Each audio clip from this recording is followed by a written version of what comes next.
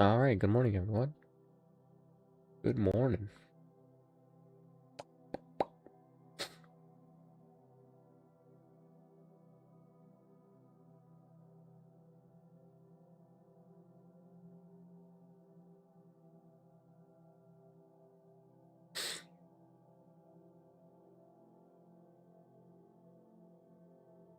Hey, Petey, welcome back, man. Good morning, sir.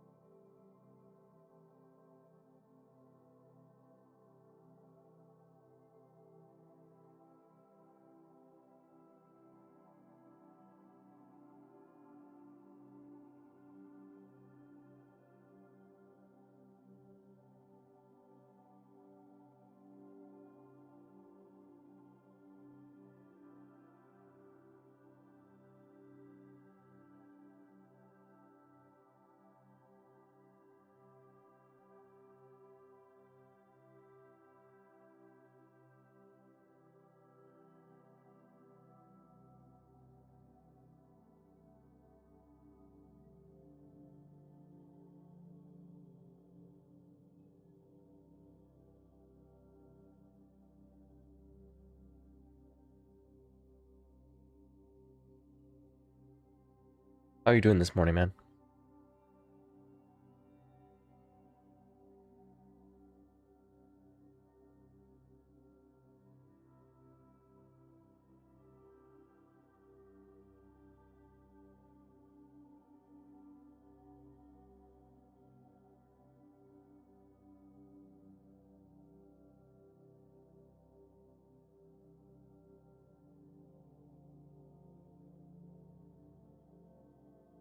Pretty nice and tight range overnight, so not sure we're gonna have like an open drive or something. Continuation. So we just consolidated within yesterday's trading session. Catched a nice move yesterday. Well, that's great, man. Did you catch like a overnight move or off the open? When was it?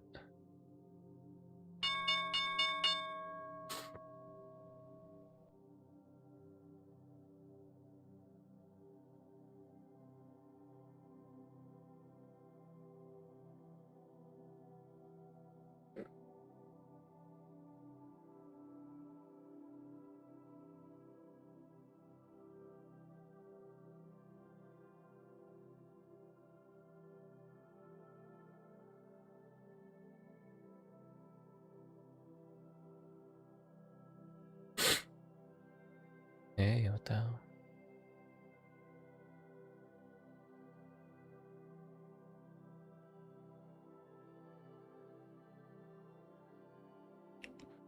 I'm in Italy, so I took it early in European time. Oh, cool. Cool, man. Well, happy to hear that.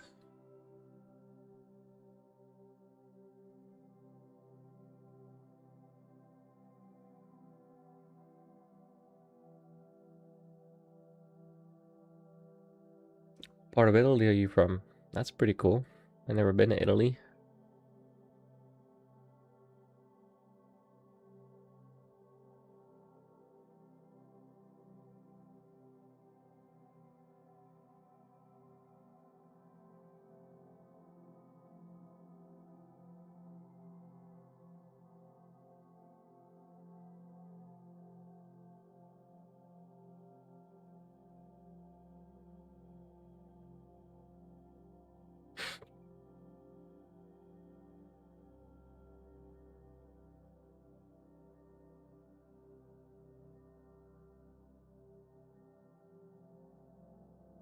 I'm from Sweden, but live in Sicily. Wow, that's cool, man. What got you to Italy from Sweden?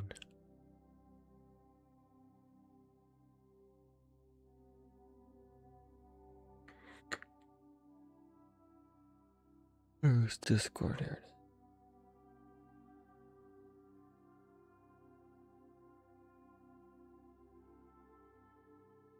The climate? Okay. Okay. Is Sweden cold or what? Hey, we already took out the overnight high. Well, of course we did. I mean, it's pretty narrow range. So far, it's an open drive, just up and run.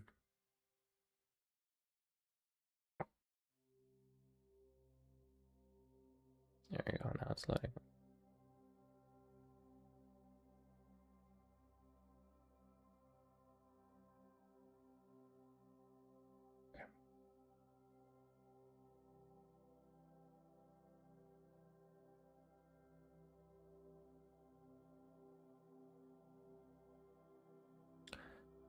Oh, it's not even like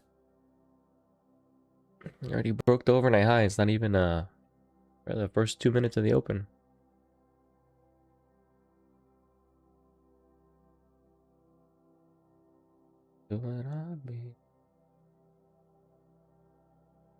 Oh, the Dow is ripping. Oh shit. It is ripping. You have the hey, what the hell? Watch list now.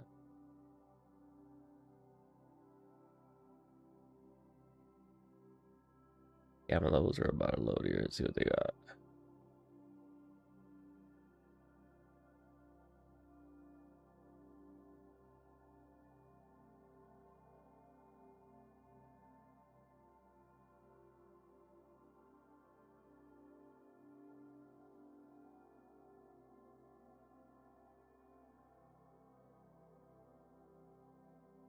Rain is this one.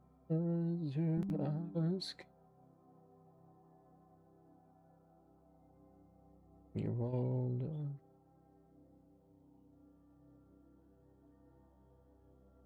All right, we got our gamma. See what we got here.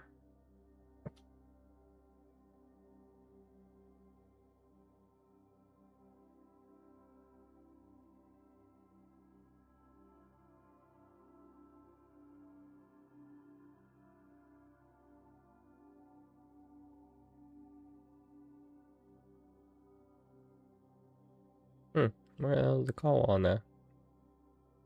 It's cold as something like Canada? No way. Oh wow. Well, I mean, I guess I understand then.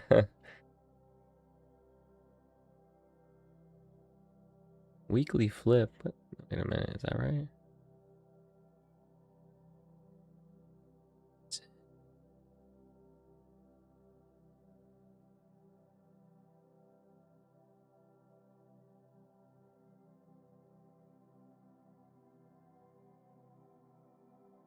Pretty nice push overall at the open here. I didn't know that Canada, oh my god, that Sweden was cold like that. I assume most of the year.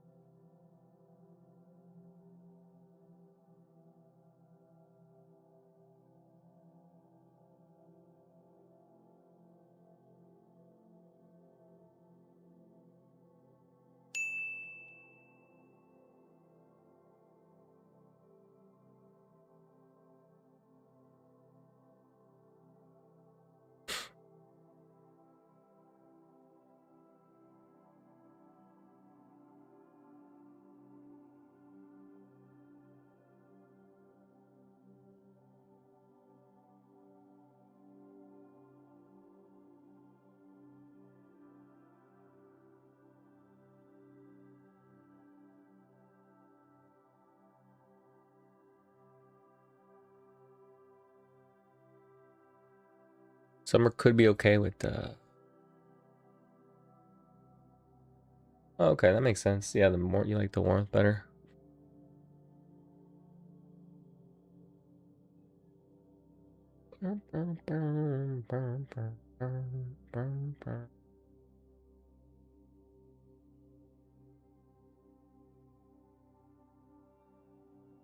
Yeah, that makes sense. I mean, I live in extreme heat, but I can't imagine living in whole cold weather, honestly. It's just not.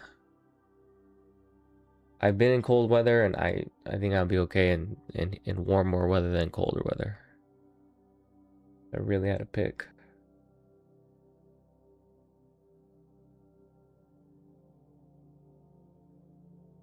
I'm on the West Coast. Yeah, I'm in California, like Southern California, where it's pretty warm. Palm Springs, California.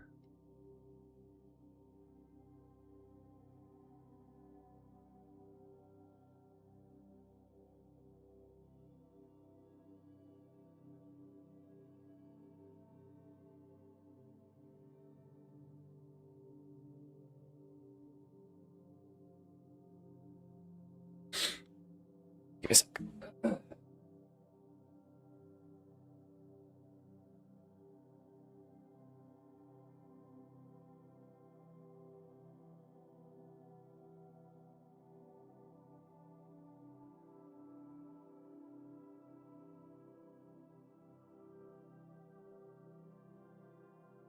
All right, cool. Sounds nice. It's cool. I mean, it's all right. Yeah, I like it. I have no complaints.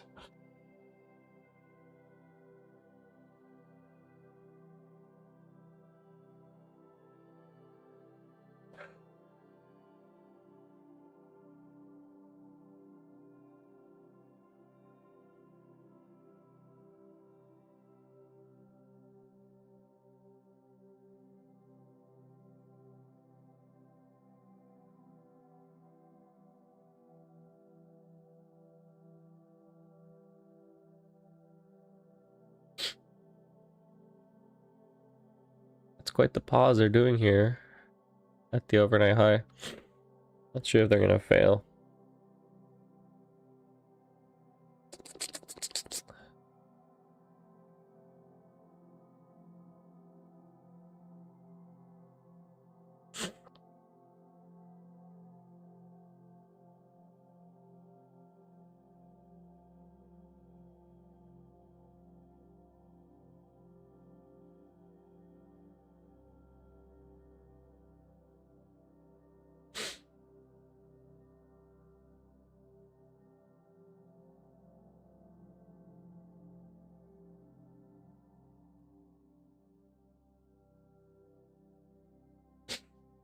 Yeah, NQ is testing the overnight low while the Dow is just ripping past the overnight high.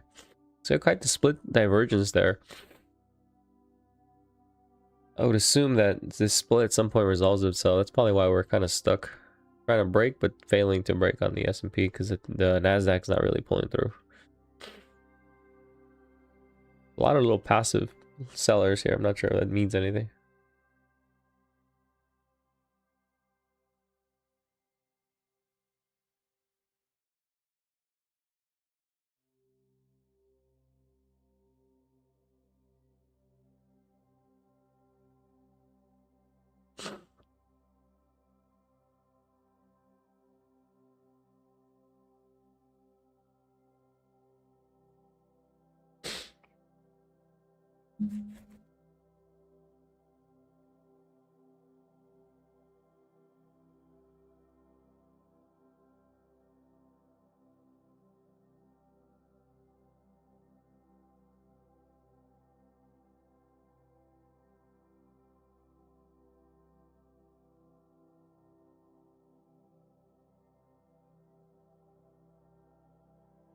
Pretty.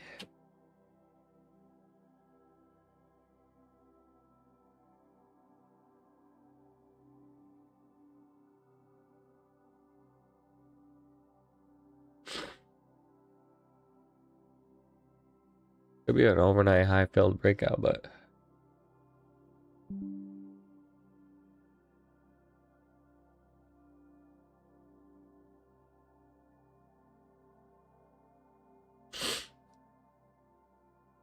where's the RTH?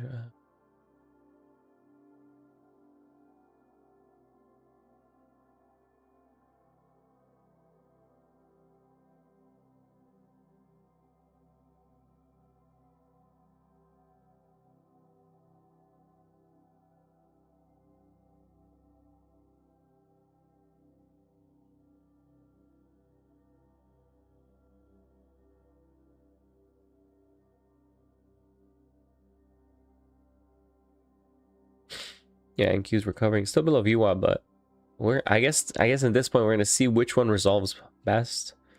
Oh wait a minute, I'm on the old contracts on these two, by the way. YMU 26.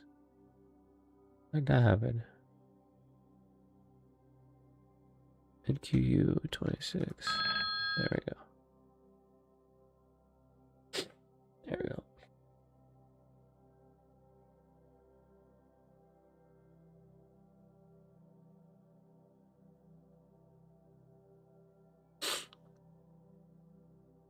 This could be a failed breakout of the overnight high. We'll see though. NQ is recovering, it's getting above VWAP, so this can continue to push.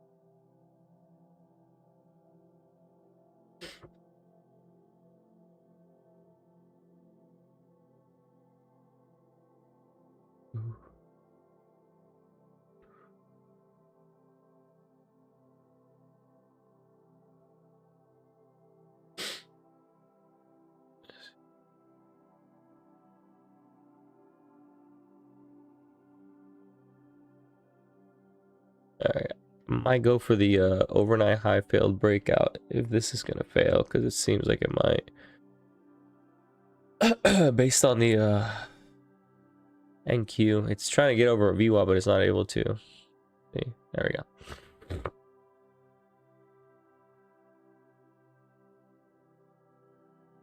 We'll have to target the Friday low. We'll adjust, but the Friday low would be the target.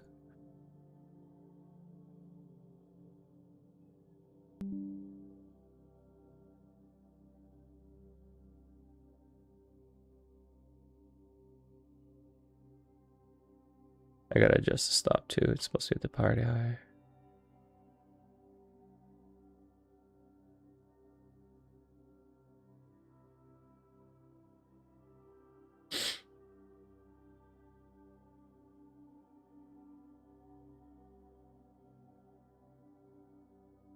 It's essentially a failed breakout of the overnight high if this sets up. We'll see. I just looking at the NQ, it bounced off the overnight low and then retested VWAP and so far rejected underneath.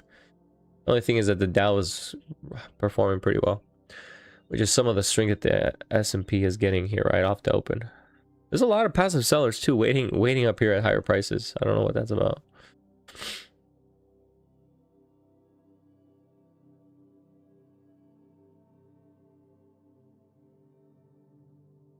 Let me just annotate that so anybody that comes in, we can kind of go.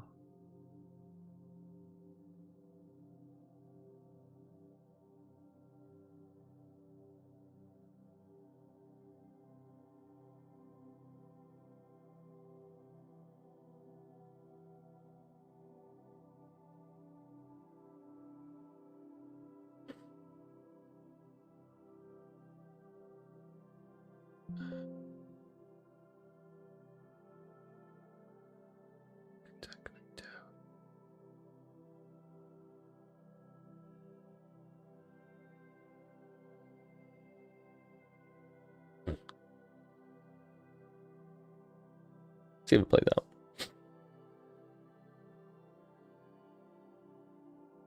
Main key is make sure that the NQ remains below VWAP. If that remains below VWAP after it took out the overnight low right off the open, there should be an expansion lower, but so far it's bouncing. We're back at VWAP again.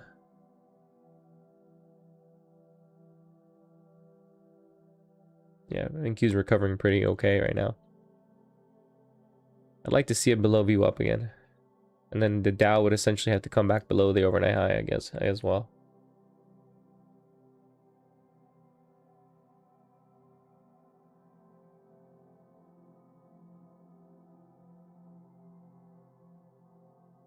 Ideally, we need to get below the open too on the S&P, which is the 28.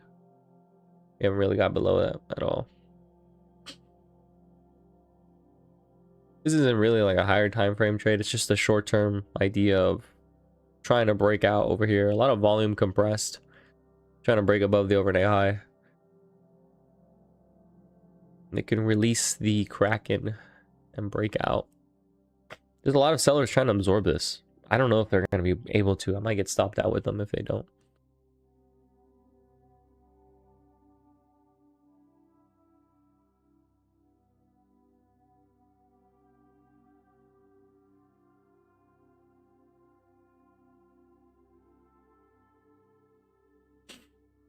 Yeah, they're breaking out.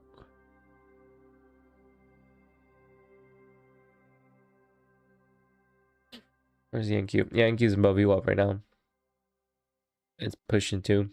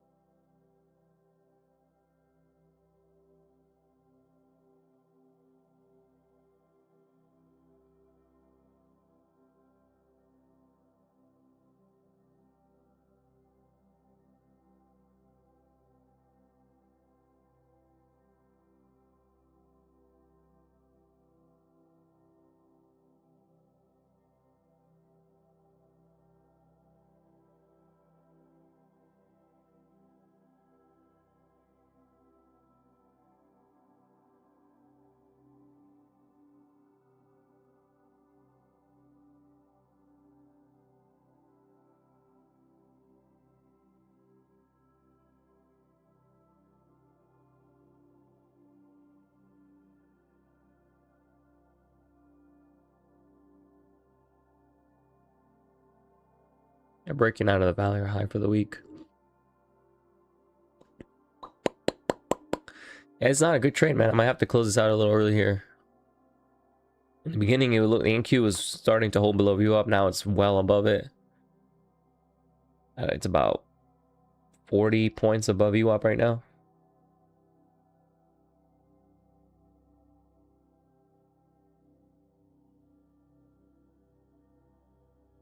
Let's see if it, I'm going to give it a few more minutes to see if it holds above VWAP or not. But overall, I need it to dip at least on the NASDAQ, like another, I need to dip at least 40 points. Which is one rotation. It's not too much to ask for on the NASDAQ because 40 points is one full rotation. So I'll let it kind of play out here and see if it's going to hold below. If it starts to snap and reclaim the pre-market like range, like 920s or so, I'll just probably cut it early.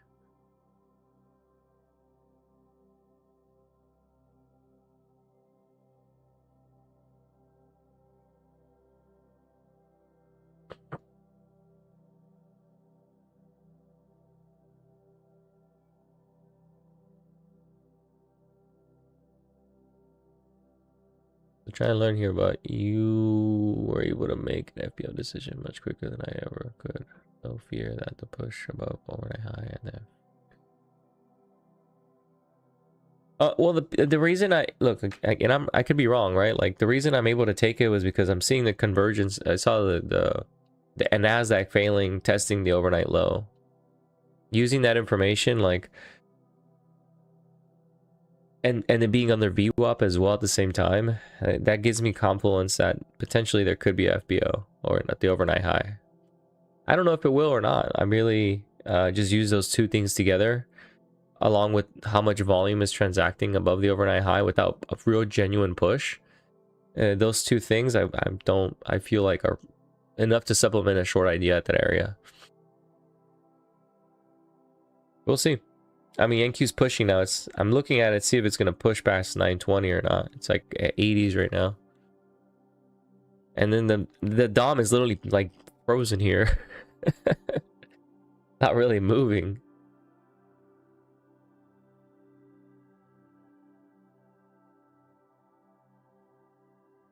So it could go higher if the Nasdaq continues to push here. I'm giving it a little bit of wiggle room on the Nasdaq's movement here, but it's reclaiming pretty good.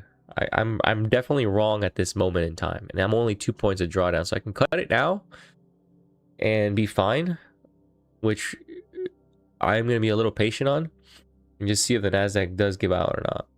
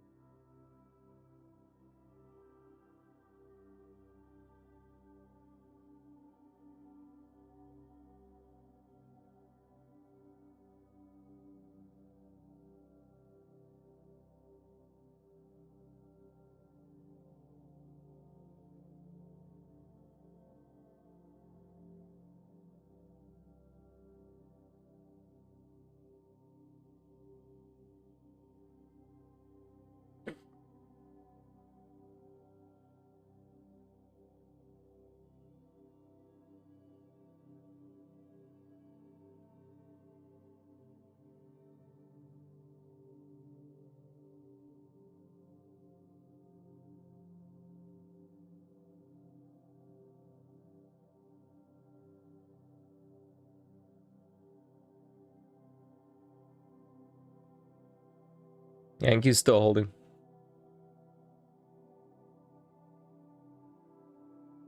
The YM is pushing back a little bit, but we'll see. I need the Nasdaq below VWAP, but still above VWAP by a few points. It's getting a little bit of a pullback here. It's 38, so it needs about still 40 points. Still, nothing's really changed.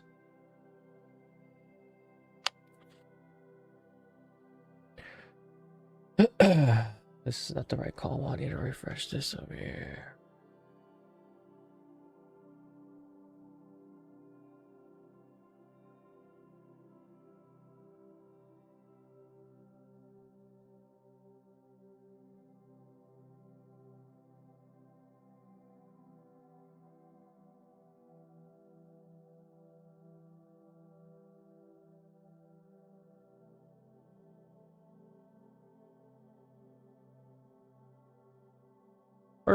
It's super choppy, man. This is like a very slow tape, so we might not even get that extension I'm looking for. We probably are not going to get much movement, like true traction, or maybe we will if there's like a one-off, but I think things are just going to settle in here until the FOMC meet tomorrow.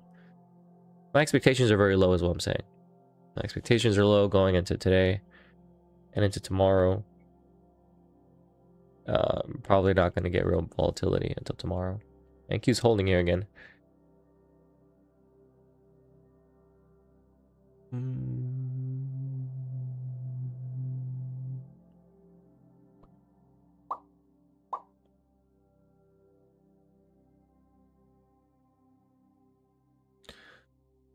Let's see.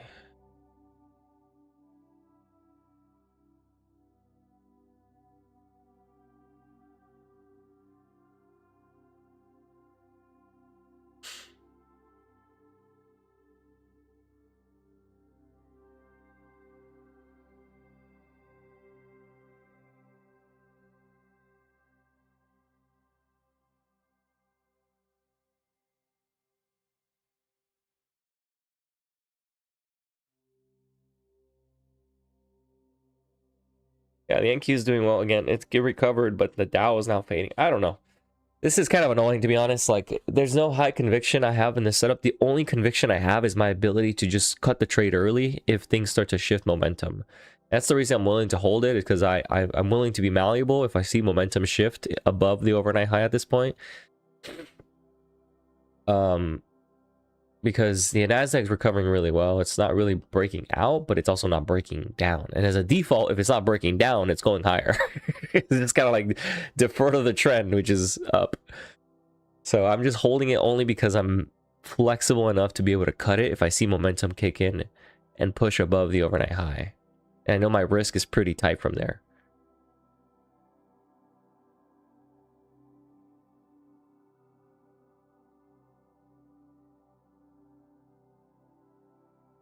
The offers are pushing down. They're pulling lower.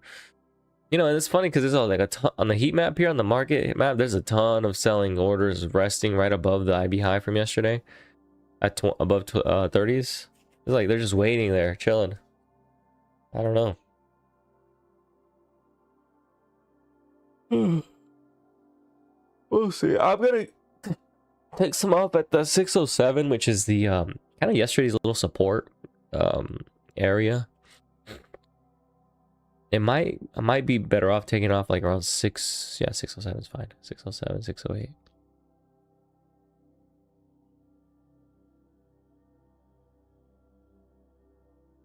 And Q rejected. It's almost below VWAP. Oh, okay. There we go. All right. And Q is now almost below VWAP. There we go.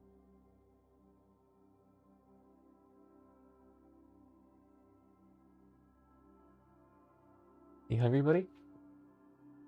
Yeah.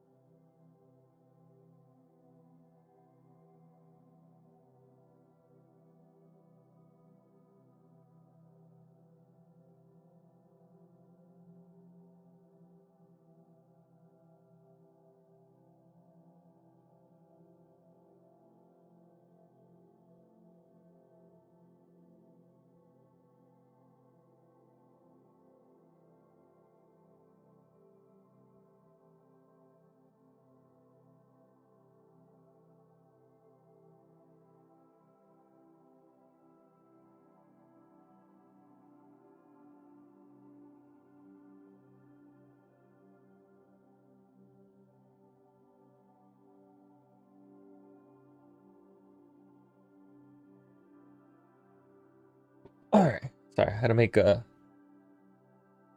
had to make my son some food, some breakfast right now. I'm doing that. Oh, we're breaking down a little bit. NQ actually got below VWAP. I got an alert on my phone when I was making him breakfast that actually held below VWAP. So we'll see if it breaks below the overnight low. That's the next level down on the NQ that I would like to see flush and hold below, and that would confirm the test of the PDL on the S&P. I would assume that would test the priority low, which is the 98 area, which is I like for a long if it does hold. We'll see. I'm not sure. This is a very slow move down, so we'll see. Not out of the woods yet. They can flip momentum here on a on a dime.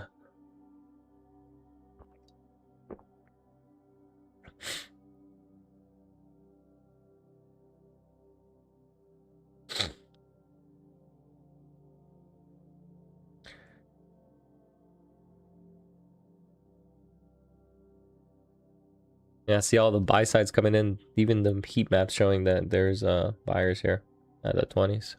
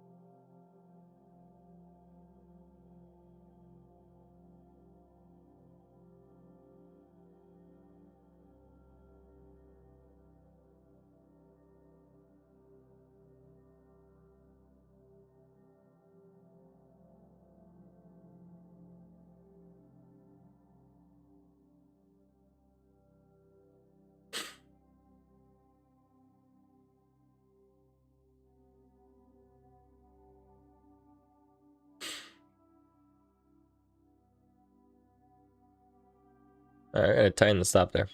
I might add to the trade here only because my risk is now... It's not that my risk is now the high, but I don't want to see price hold above the open anymore. If this does fade out and this does become a real breakdown into yesterday's support, or let's just say the weekly value low at 607, I don't want to see the open reclaim here at 628. So if it reclaims, I likely would just cut the trade there. If it reclaims above the open. So I might consider adding to the short just because I know my risk is relatively tight and I just want to maximize the trade. But I'm going to be a little hesitant on adding to the trade. I'm not really a fan of shorts again. As you can see, generally the tape as a whole is pretty slow. Things can flip on a dime. When volume is this thin, some headline can come in and just ruin it all.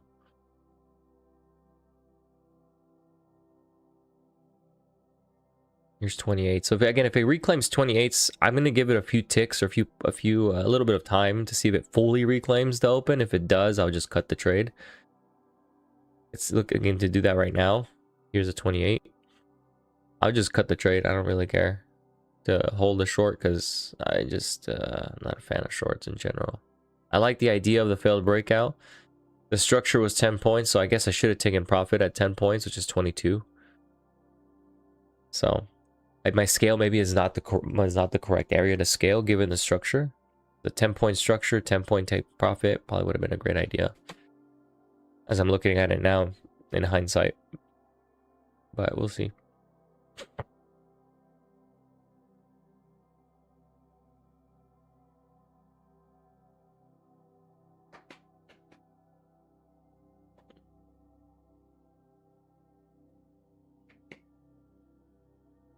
NQ's right at VWAP. I'm trying to test it. See if it holds or not. Alright, let's see. We'll add to this trade here. And then trail this down. So I added a few more lots. I'll take that opportunity to definitely add to the trade. And then just keep the stop narrow now. Let's see here. 607. There we go. Cool.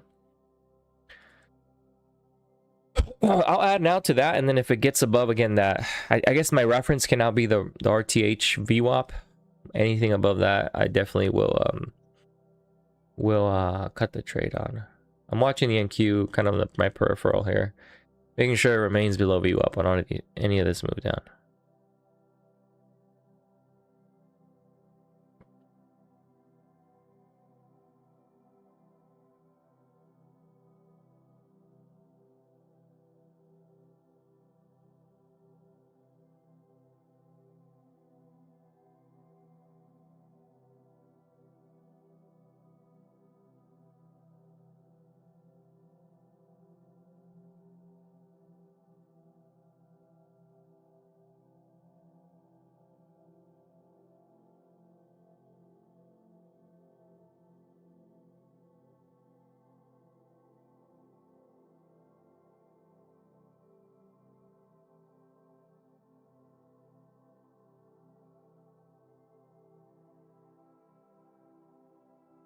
Good call to close it. Close, wait, close what? So I just to be clear, I have not closed anything. At least not yet, but I'm looking to close it if it does, like I said, XYZ. Just want to make sure we're on the same page here. It's holding. It's coming back.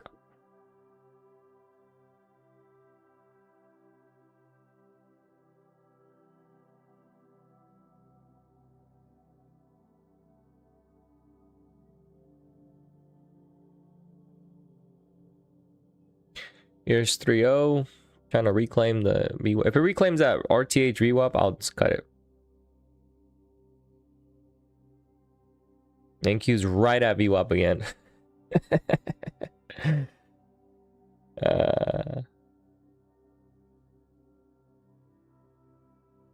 NQ is right at the VWAP, just giving it a little peck, a little kiss. Oh, Mr. NASDAQ, when will you let it go?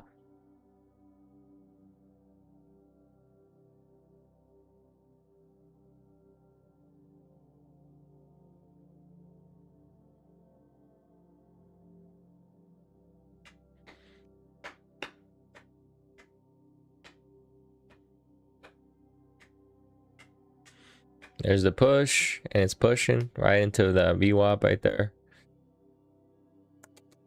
Yes. And NQ's pushing above VWAP as well. Ah, fuck this thing. I'm gonna plan it out here. Hijo de puta. I'm waiting here a little bit.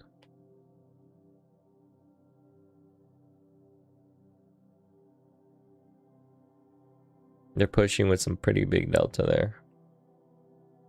If it holds, just giving it a little bit of time. NQ probed above VWAP, but then is now right below it again. So this is why you gotta be a little patient. I don't really like to exit right on probes of levels because this is the shit they do. They're pinning this possibly. It's just another rotate. It looks like honestly, it looks like an open in auction. Open in range move because we've moved above the open above and below already twice in the last, what is it, hour? 30 minutes. Yeah. It's whack, bro. Check it out. I'll go into, actually, I'll do it right now. Where's my fucking journal at? I'm keeping a close eye here, but I want to close it, but I also want to show you something.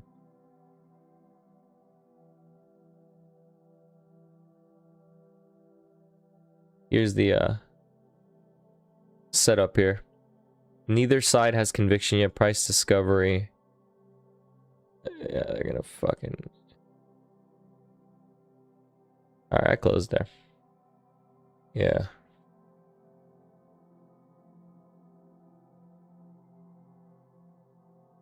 Okay, I find it out there. Because they're just gonna rotate between the open back and forth, it seems. It's not, there's no conviction here. So if you go to the classifier, you go to, we open inside the prior day high and low. Price crossing back through the open multiple times. The open 628. We crossed back above and below it twice now. So no entries before the IB settles. Both sides active, trapping earlier movers. Wait for IB to set. Identify which side breaks. Trade confirmed. Continuation only. So I think this might be the auction for the day. It's kind of like a trappy both way move. Just gonna wait for the real movement, which likely won't come till after the IB. I cut that trade there. Took a small loss.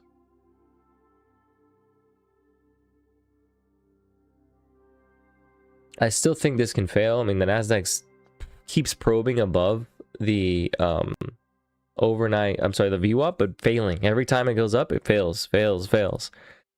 So they're search probing for liquidity. Being assholes. With the tight range, but it is what it is.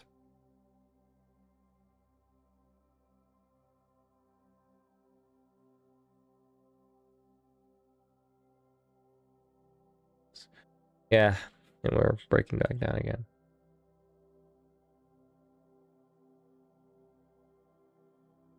Well, I'm not going to try this trade again. I have the urge to get back into the trade, but I'm just not going to be honest. Like, the urge is there, but I'm just fine.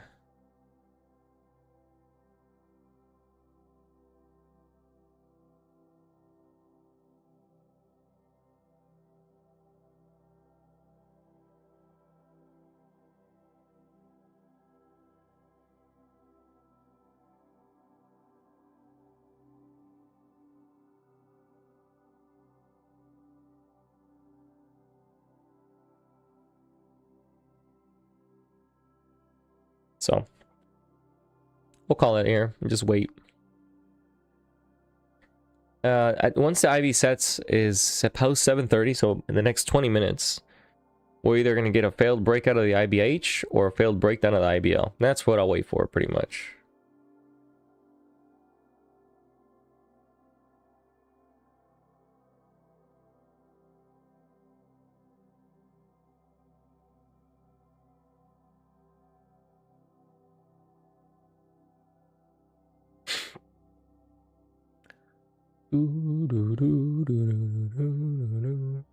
Not gonna push any more trades. This is bullshit.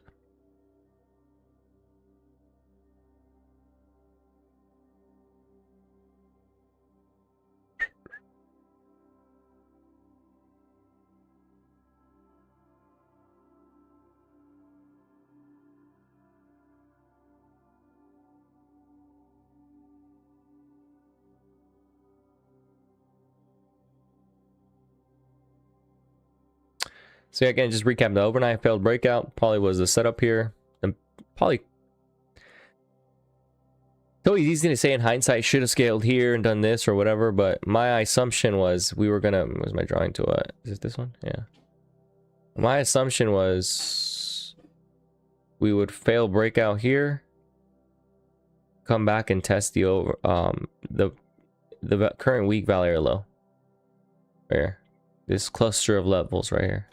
Prior week, the pink and the orange level, which is the current weekly value low and the current and the prior day low. That's my assumption, is the failed breakout overnight would lead into that area. Right?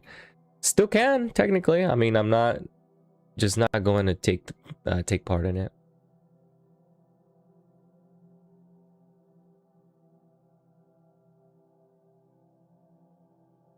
NQ is still below overnight, the VWAP.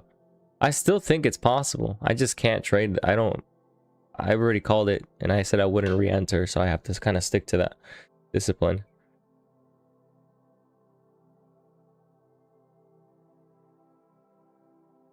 Based on your classifier, you have your plays. Yes, sir, I do. Yeah. The classifier is free. You guys can access it. I mean, I think I have the I should probably put something so I can share those links. Let me see.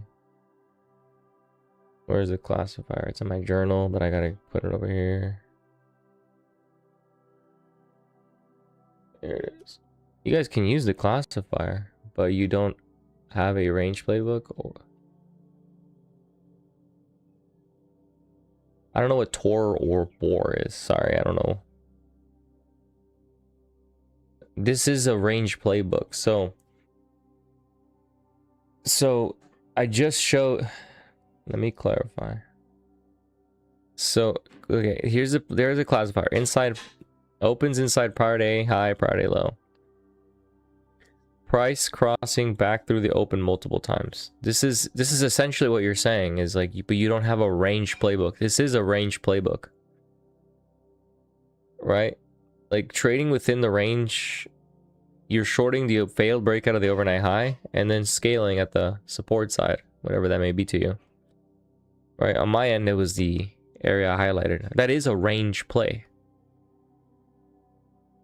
The one I just took is a range play. It is a failed breakout of an overnight level or structural overnight level. And then you target support, which is down here. Right? So I don't know if that makes sense, or if you maybe you don't see it that way. I see it that way. I don't know if you don't see it that way. Because I'm not looking for a trend move down. You know, that would be kind of crazy to assume given the trend is up. So it is a range trade. Yeah, the NQ is failing now. It's going closer to the overnight low.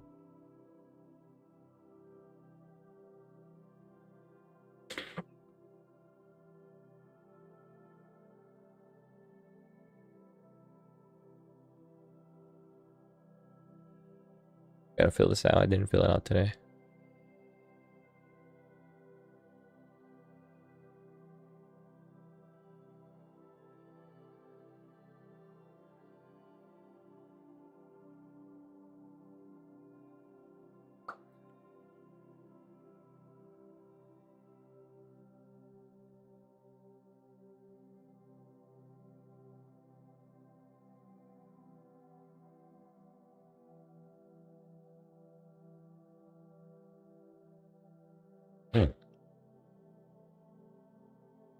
Top of range, bottom of range. Okay.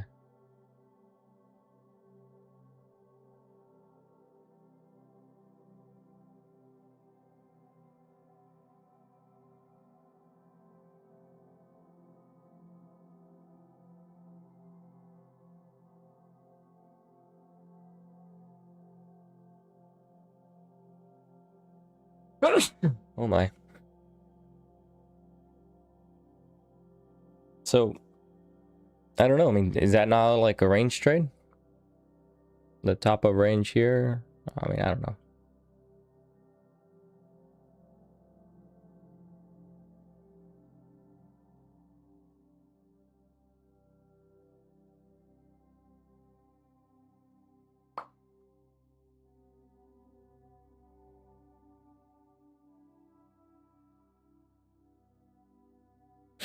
That looks like it might break down now. Where's the Nasdaq at? Yeah, NQ is breaking down. Oh, Nasdaq. Yeah, it's below. It held below VWAP. It's going right into the overnight low. It's like a few points away from it.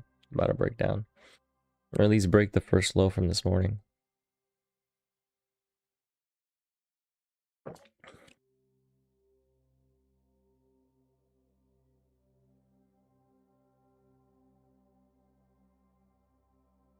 I guess my question was, you were.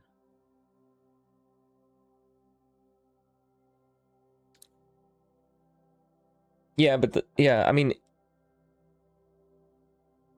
Yeah, I don't know how to answer that. I mean, yeah, the range on my end, like my assumption of the range is here, right? This is my assumption of the range. These two areas here. The INQ is breaking down below the overnight low. Right, this is the range I'm assuming. So when you ask if I'm playing the range, this is technically the range I was playing. All right, because my initial stop was above the priority high. And I was targeting the low end of the range. So technically it is a range play. I just don't know what range you're looking at. The one I'm looking at and the one you're looking at, I don't know if they're the same.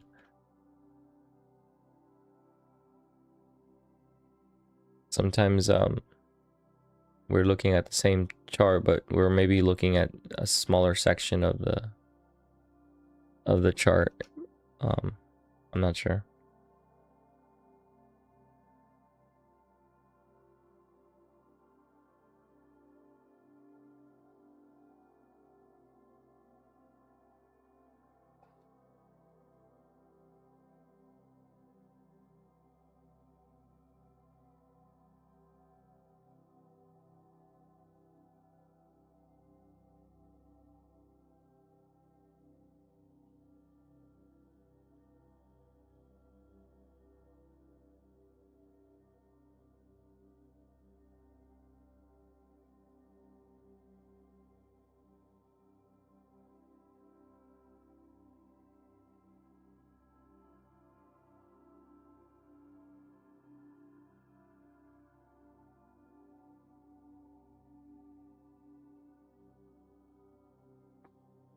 And the next bid zone I have is not until down here at the value low for the week.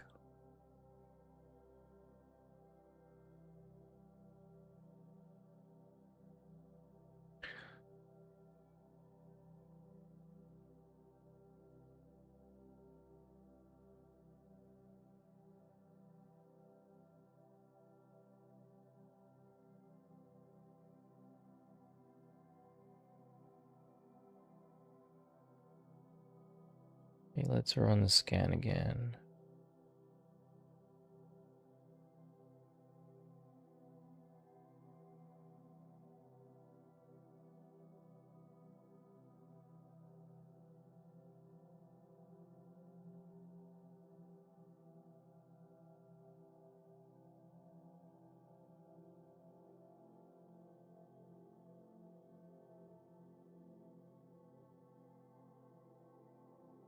Did I post the classifier? Oh, I did. Okay, cool.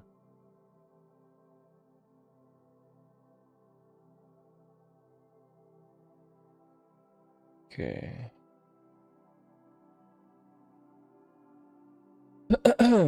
Well, trade was good, but my management was not good. I mismanaged the trade, or overmanaged the trade, let's just say.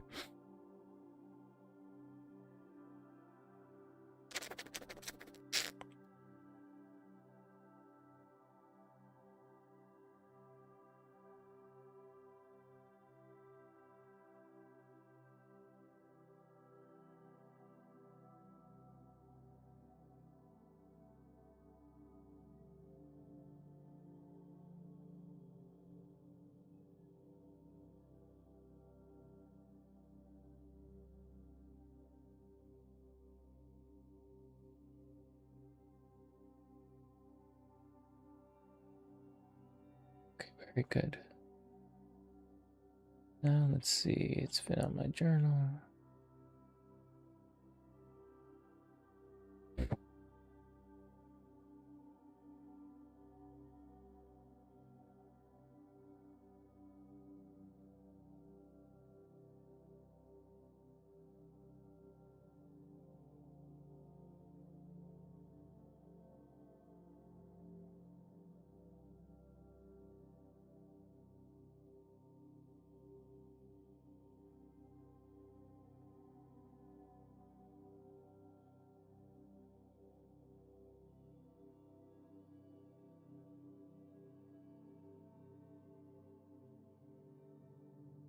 You can go back through it, but here's the thing, like if you just look at the options, so let's open the classifier now that you asked. There's nothing to change technically. there's nothing to change on the classification, because if you look at the classifier, the questions are simple. All right, this is what makes it really neat. It says very simple. Where is price relative to the prior day high and low? That's all that matters. Or the overnight high and low, right? It really depends on the overnight.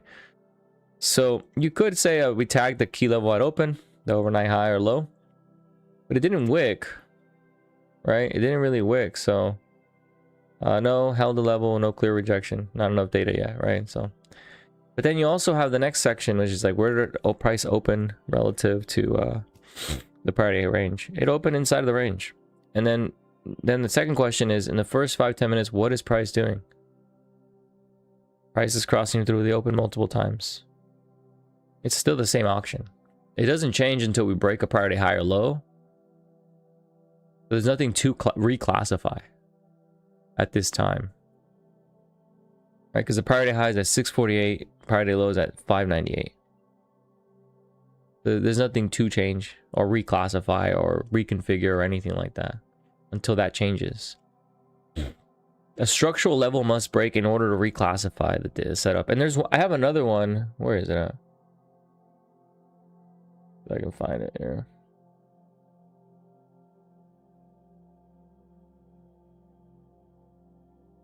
I think I have another one, another classifier, and that's for the session tone. That's after the IB forms. Let me see where that's at.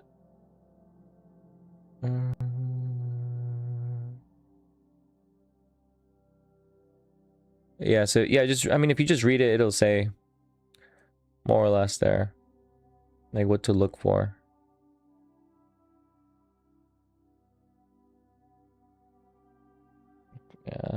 Here it is. Nope, stars.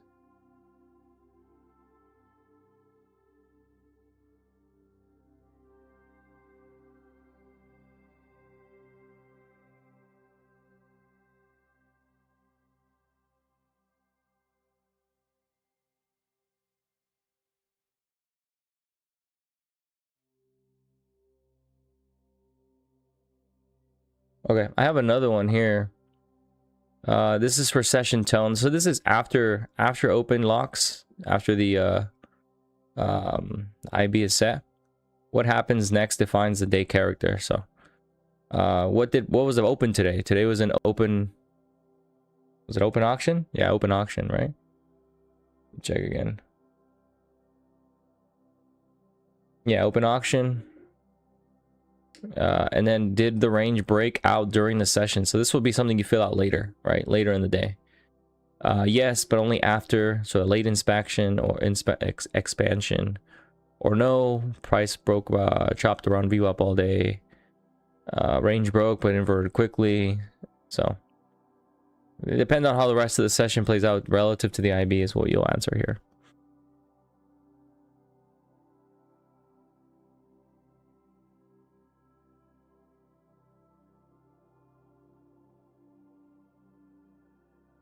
So yeah, look at it. Short setup was the right one, but I mismanaged the trade. Oh well. Something to write about today in my journal. Just respect the stop, keep the stop, don't add to the trade when we're in an open auction. Little notes I'm going to make for myself later.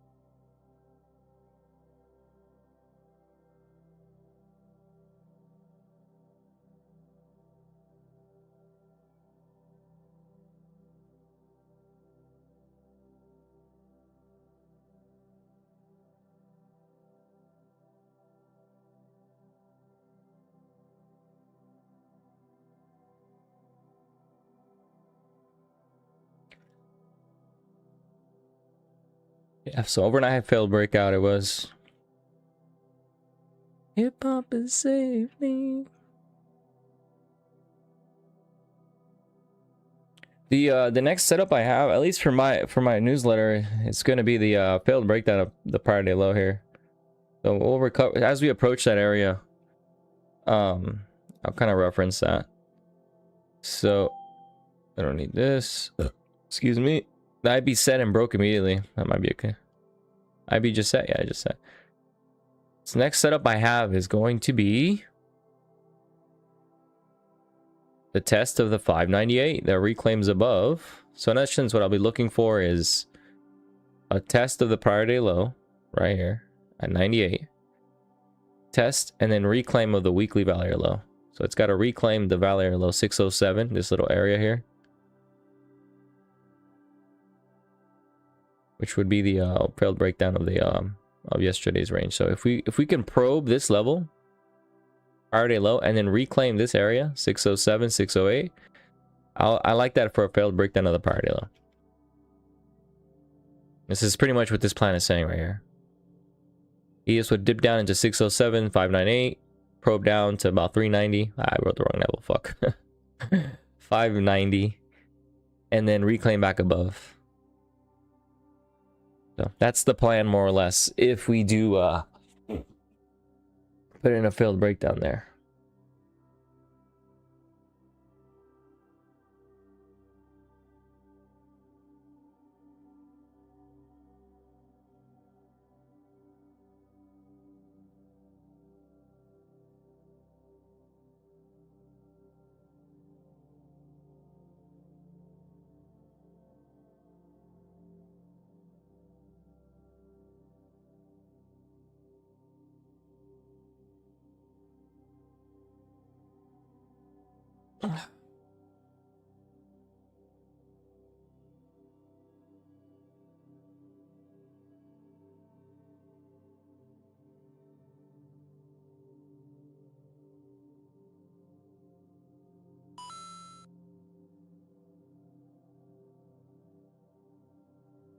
Dang, that short was the setup. My man, Rick, you fumbled the ball.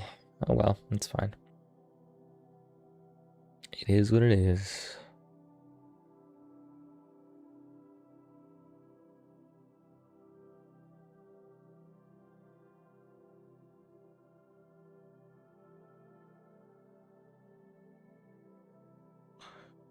I also have to go take my son to school.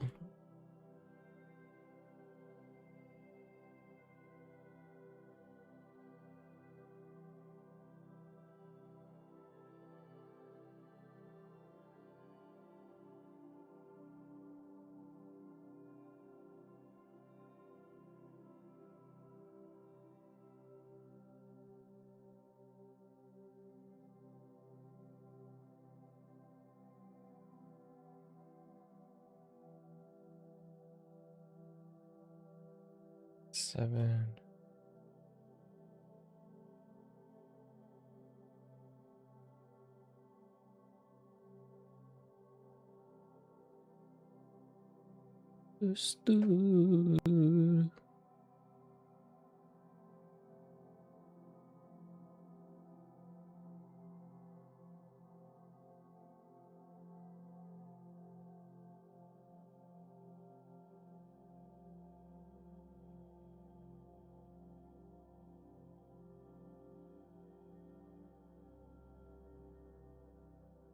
It was really impressive. I think the reason I was able, again, like the reason I was able to identify it quickly is because I saw NASDAQ break the overnight low first part of the open. That within itself is like a confluence that that there can be, right? I don't know definitively, but there can be a continuation breakdown on the NASDAQ, which then will drag the S&P lower. And if the S&P is trying to break out while the NASDAQ is breaking down, that's a failed breakout on the S&P, right? That confluence or that divergence between the two assets is what gives me the idea. So that spread, right? That divergence between the NASDAQ performance and the S&P performance, that is how failed breakouts happen. most times. Not always, but that's how they happen because of that spread. So it was really just a NASDAQ sweeping the overnight low right off the open, gave me the idea. Plus the fact that we were forming a lot of... Then after, like, we were forming... I mean, if you look at the profile, you can see a ton of volume trading right at the overnight high, trying to break out. None of it was really being rewarded. So that also was another reason why I was willing to try it. But the key takeaway is just the spread between the two assets. That's why I always have open the Dow and the NASDAQ on my chart. I'm always referencing them, like how they're doing, whether are they moving in tandem, are they divergent, which one's outperforming, which is underperforming, things like that. Because they all are intertwined at the end of the day, right?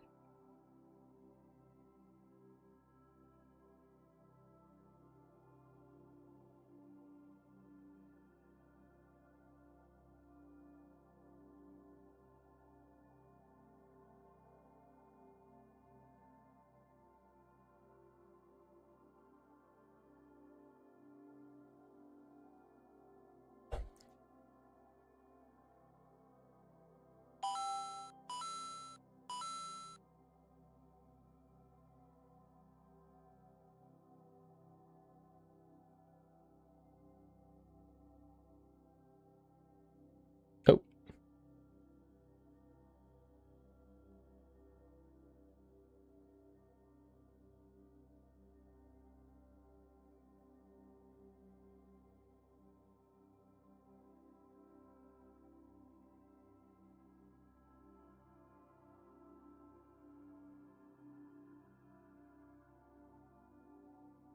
I think you'll get I mean, possibly. We'll see. It's bouncing here. The best scenario would be if we come in, test VWAP, and then do the failed breakdown after that. That would probably be the best scenario. Like if this initial bounce happens, we come in, test this area where VWAP is, we still reject, and then we come in and then put in the failed breakdown. That would be the cleanest setup, because now you could have the VWAP sellers or any continuation short seller that lines up right here. They're going to look for a full-on breakdown. If they get trapped, then that would be the fuel back into their cost basis. That would be the ideal scenario, right? Is like we come in, test VWAP, short sellers reload, come in, test the priority low, trap sellers, and then we come back into where those sellers first came in, right around here. And that's where I'll target. That's the most ideal scenario.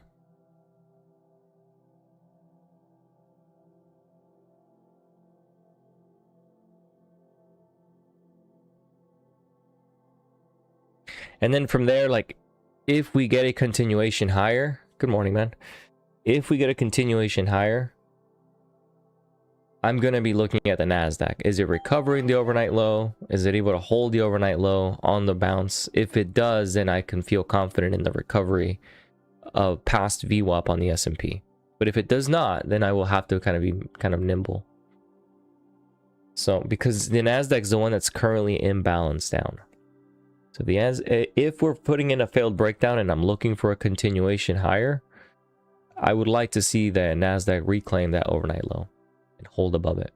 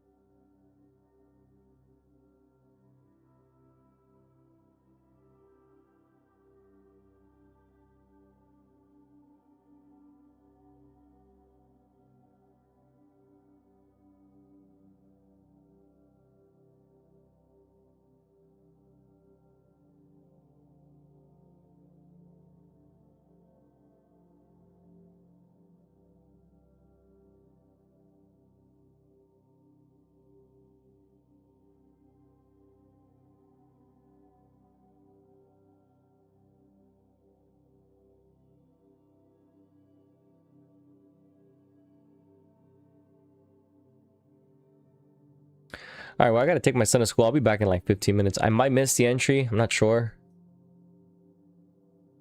Because well, here, what I'll do. The only thing I can do would be put a buy limit in case it does trigger. Somewhere around here. If it fills me or not. 606.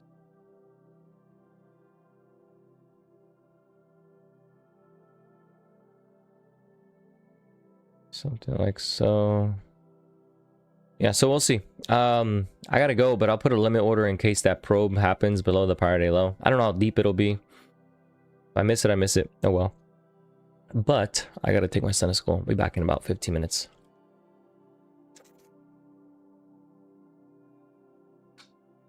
Ow.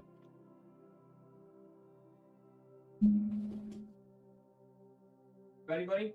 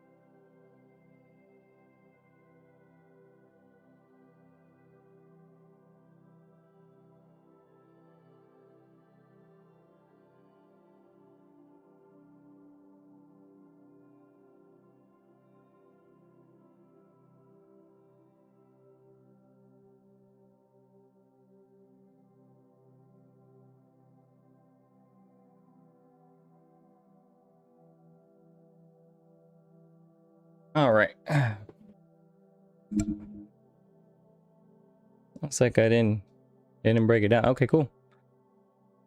So we'll wait for that dip if it comes.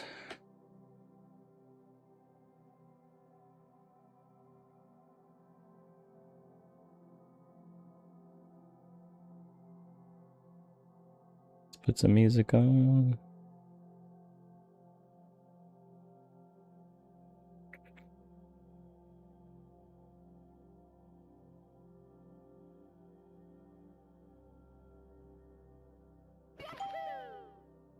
Huh. It does that noise every time the candle prints. Probes below overnight low and reclaims back above, so it'll make that little noise.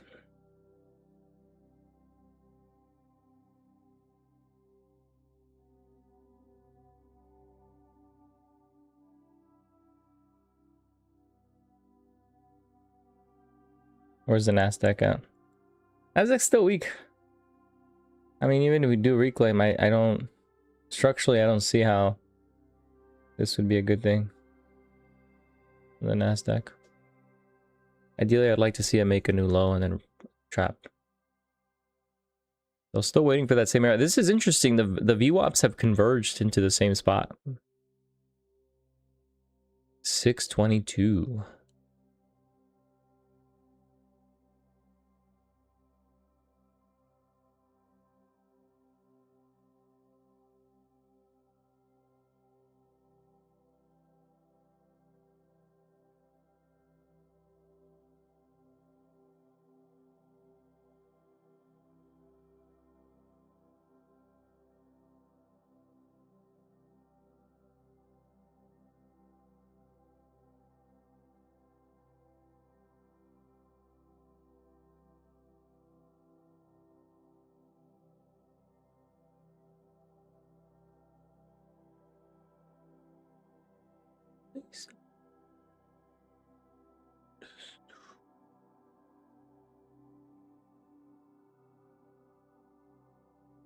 Okay, NQ made a new low. See if it holds the low or reclaims the low later.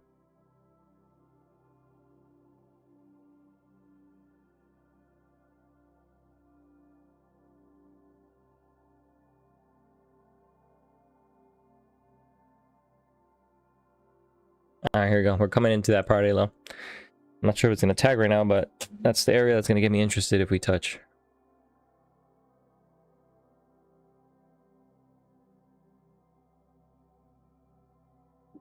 I hate people fucking call me like, come on, bro. I'm not fucking at work, bro. Just annoying.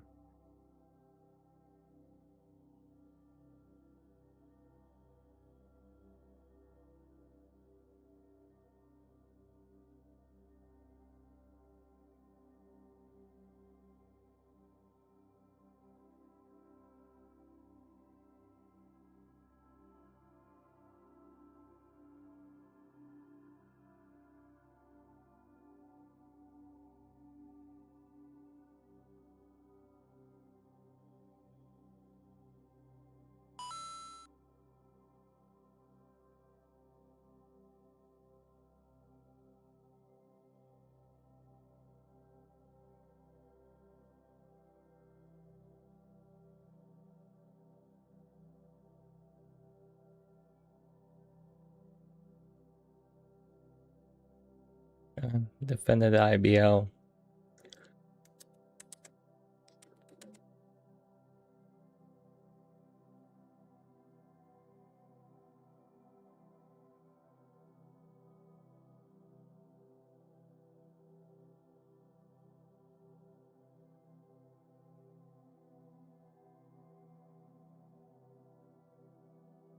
Still waiting for that party to load a tap. So nothing's really changed for me. I do like the way they're holding these lows here. It is yesterday's value low. The 610 and then the IBL. They're defending that zone, but I'm not convinced enough to buy. There's a cluster of levels here, which is interesting. You have the overnight low here, prior day value low, and then the current IB low. All within this little 3-point spread.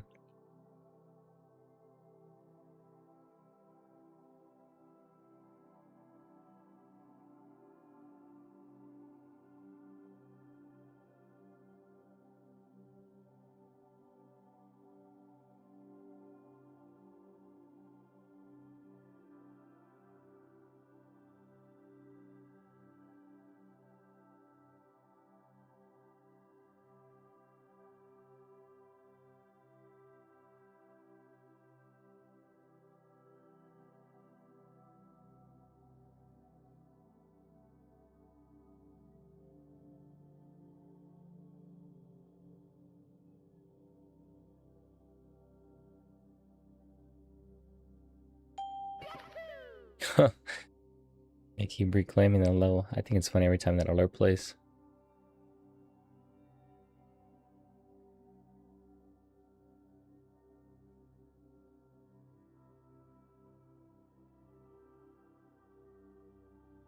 See, keyboard shortcuts. That's something I was supposed to do. I'll do that now since I'm waiting.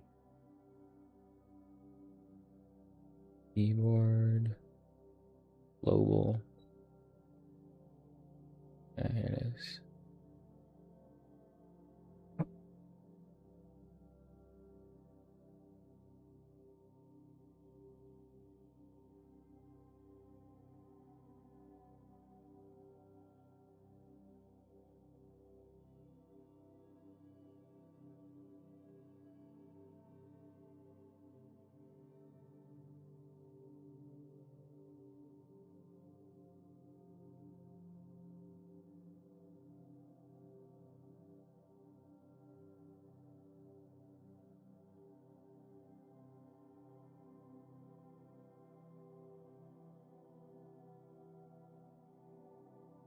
There it is. Numpad control. Let's see if we can assign a different one. That's good. Numpad control, numpad by bid. Okay.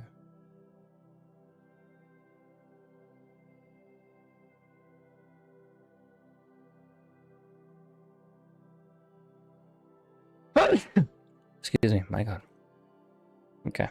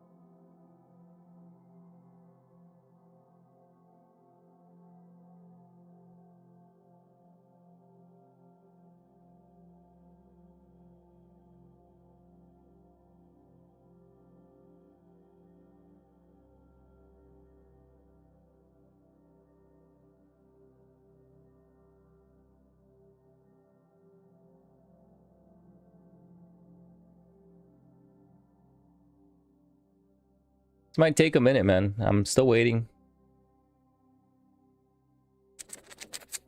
Still waiting here. I want to go at least 20 points lower is what I'm waiting for.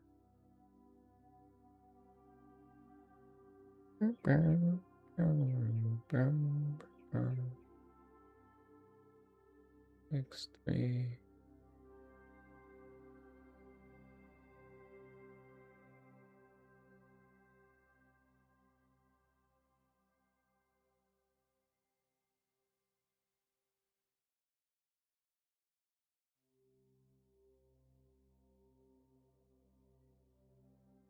Actually, while I do that, let me figure out how to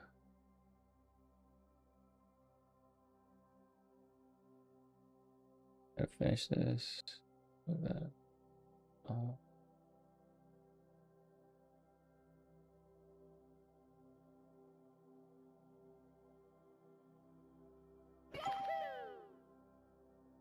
Tape's a little more active this time, but what are those yellow candles? So those yellow candles trigger every time there's a failed breakdown of the overnight low. So if price probes below the overnight low and then reclaims back above, then it triggers that highlighted candle.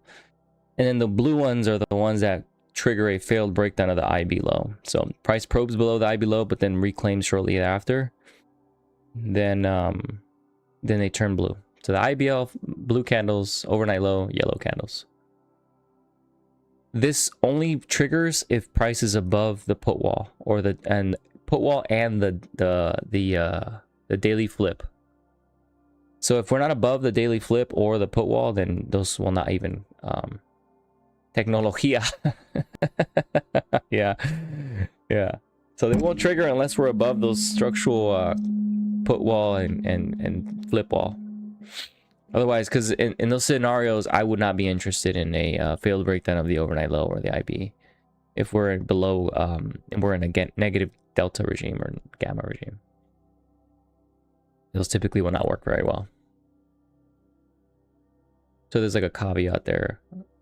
In order for them to highlight, we have to be above certain structure. Let's see. We gotta finish this. Weekly EM is fixed. That's done. I can unpin this. Unpin. Okay. Now, I was going to...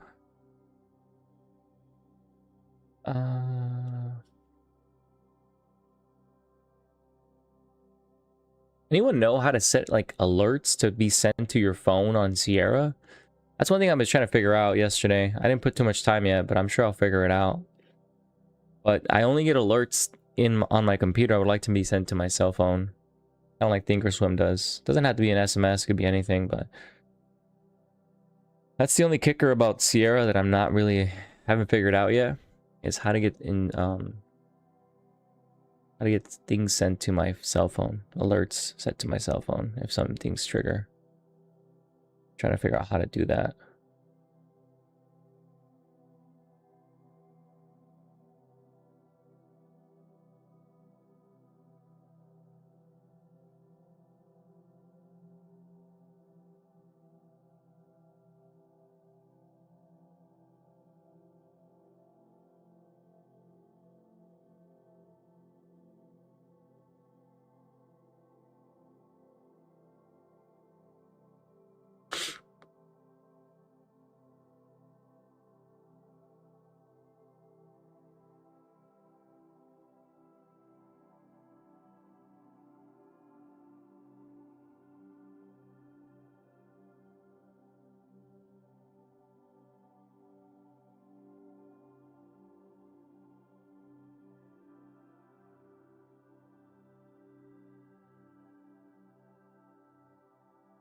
A lot of patience here today, man. We took a short. That was a good short, man. I'm definitely made some notes about what I did wrong, and I definitely overmanaged the trade here on that failed breakout.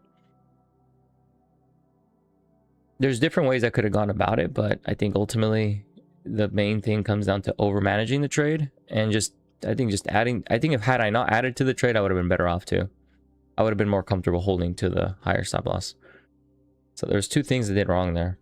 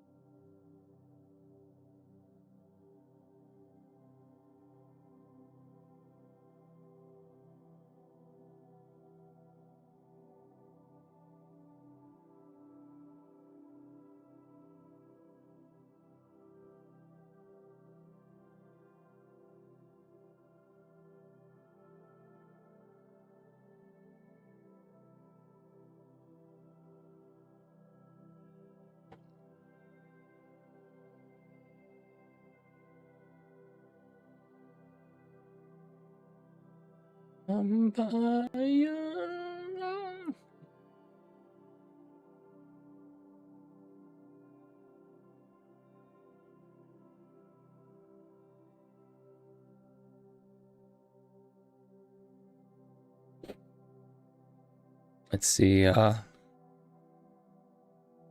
Will you be trading FOMC tomorrow?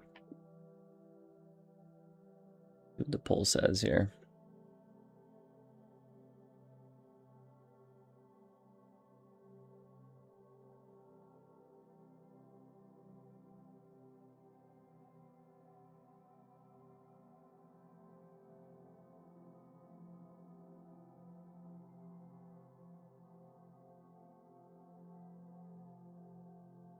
Oh yes, all right.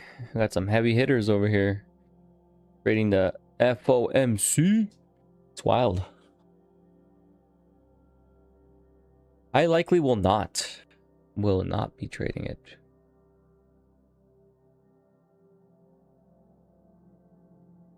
I don't have any dry powder for the week. Had I had some cushion, profit cushion this week, I would definitely try it, but I do not.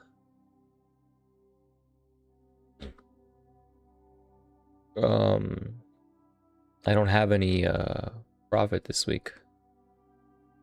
If I'm going into an event like net green, say, it doesn't matter the amount.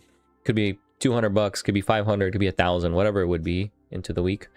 I'd risk a quarter for that period. Quarter risk. So if it was 500, quarter of that, 250. Sorry, no, it's 150. Right? Or 125. Whatever, I think it's 125. That's right. So I'd risk that. That would be like my risk for that session or for that period, just because it's volatile. I don't really want to. I don't want to put myself in a position where I'm giving up a chunk of the profits during that volatility due to slippage or just wide stop losses or whatever it may be. And that's not where the majority of my money is made anyway. So why would I don't want to risk on those tail events. Most times the moves overnight after FOMC are way better than during the actual FOMC meeting. Most times there's like a big move during the overnight session that plays out post FOMC, depending on like where we close on that day.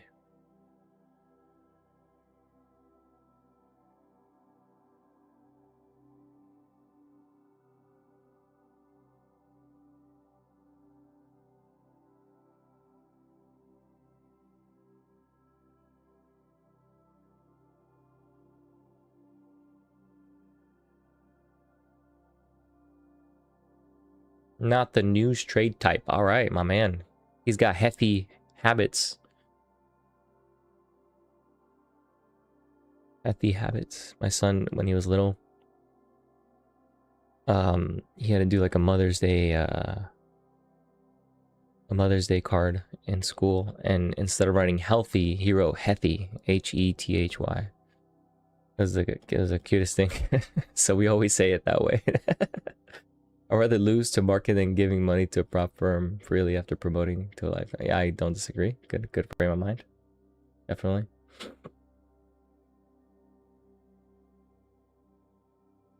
right, let's see.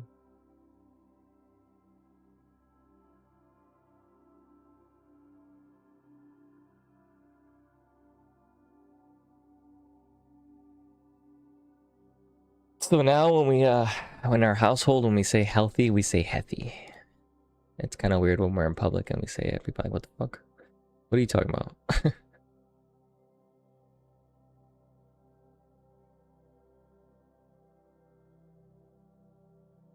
Looking pretty good. I mean, they held already for what? Half an hour after they try to break down? It's not bad. I like the long, but I'm not convinced. I'm gonna wait. The plan is for it to probe coded language. That's a good way to put it. So right here, a PDL. I'm waiting for that level to probe, man. I'm not gonna. As much as this looks like a good bid, it's holding pretty well, I will say, with the amount of time spent. The failed moves below the prior value low at 610. Looks decent here to probe into 622, and then if it holds that, back to the open. But the Nasdaq is not convincing me yet. I'm not keeping a close eye on it. It's still near the low. But yeah, it is coded language. That's a good way to put it. That's hilarious.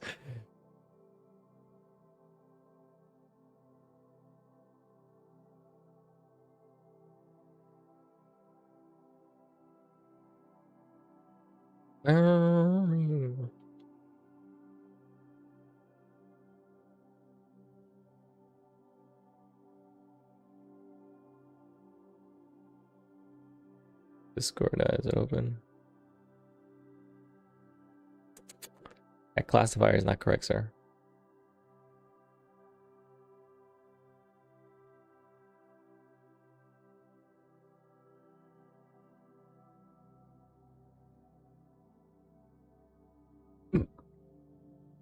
Lost in.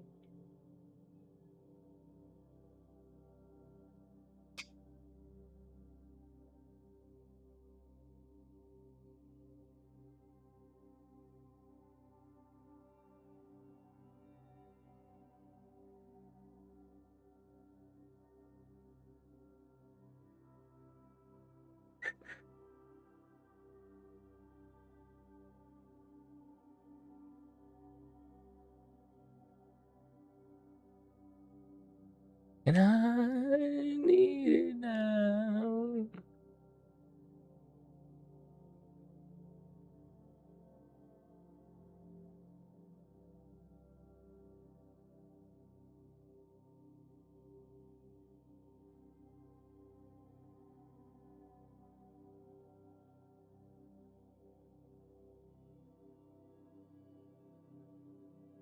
Oh, there's another one too. There was, instead of Hethy, there was also Patience, but he would say it with a K. So it was Patience. Could you imagine a kid telling you Patience, Patience, mommy, Patience? An innocent child telling a parrot Patience. Man, what wisdom he had, huh? Wild. Kevin Warsh. That is not expected cut rate. I think he's firing off because he keeps probing the overnight low. He Cation Mommy, exactly. Oh man, that's hilarious. It's like nothing really humbles you until your child tells you to be patient. That's wild if you think about it. You know, because kids naturally not the most patient. You know, they don't know what that is, or at least haven't developed that characteristic.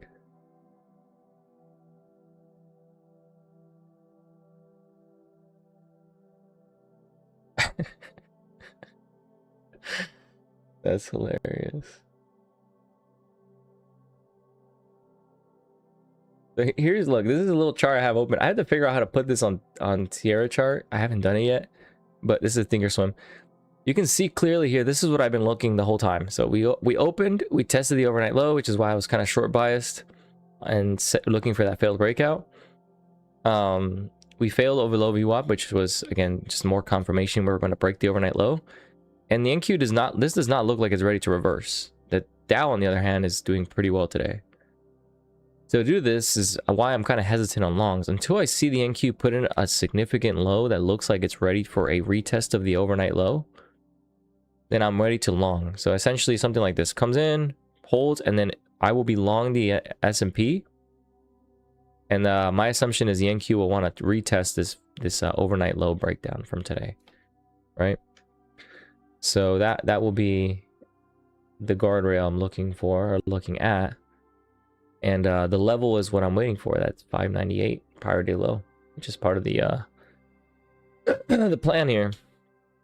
So if you go look at this Substack newsletter, the bull plan is for us to test that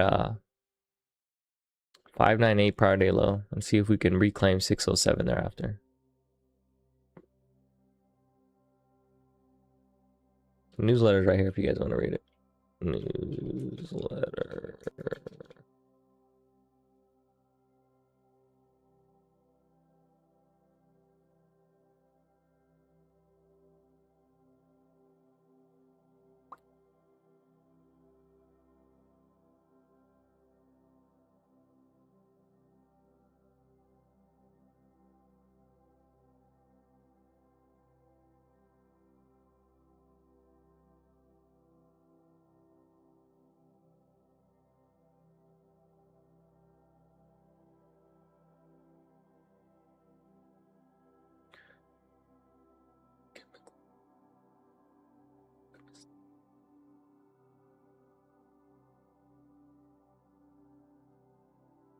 You seldom look at different instruments. Does this difference happen a lot? It does happen when you have failed moves. So failed breakouts or failed breakdowns.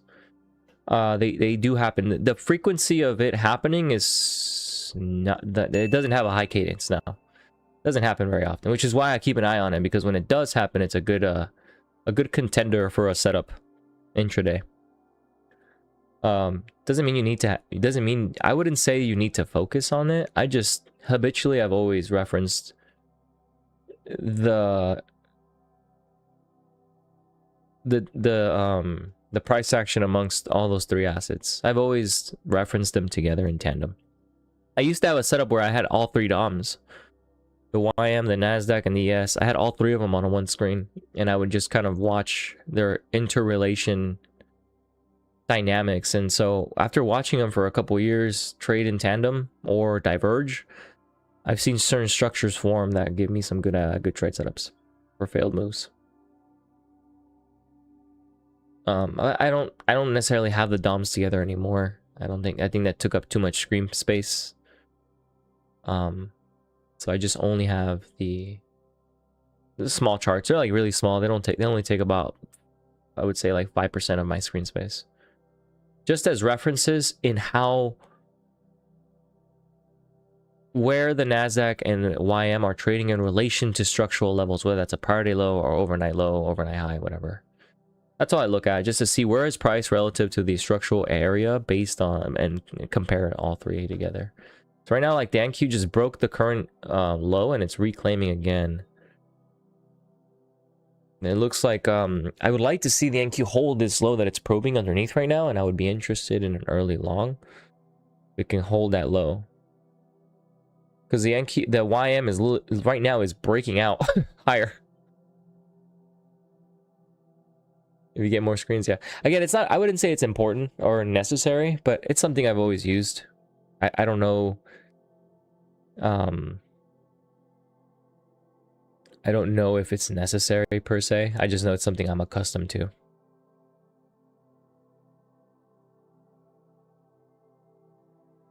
So I'm watching NASDAQ here. That's the laggard today, right? So the weakness that's hitting the tape on the S&P is coming from the NASDAQ. So I'm keeping an eye on it to see at which point the NASDAQ is going to put the floor in. Not floor for the day, but just ready to rotate higher.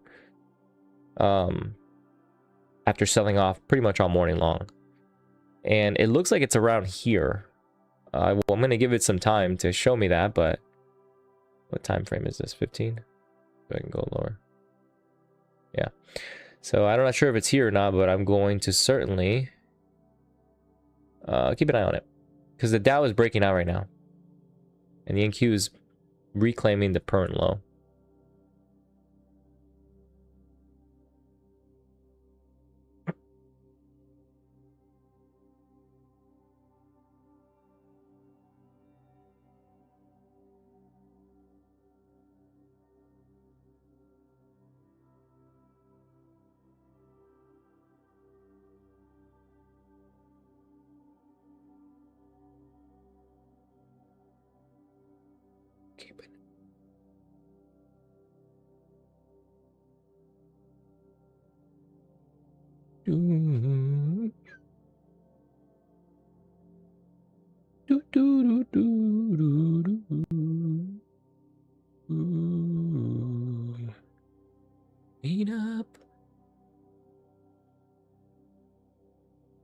Do you watch multiple instruments? That's just another question, I guess. Good one to ask right now.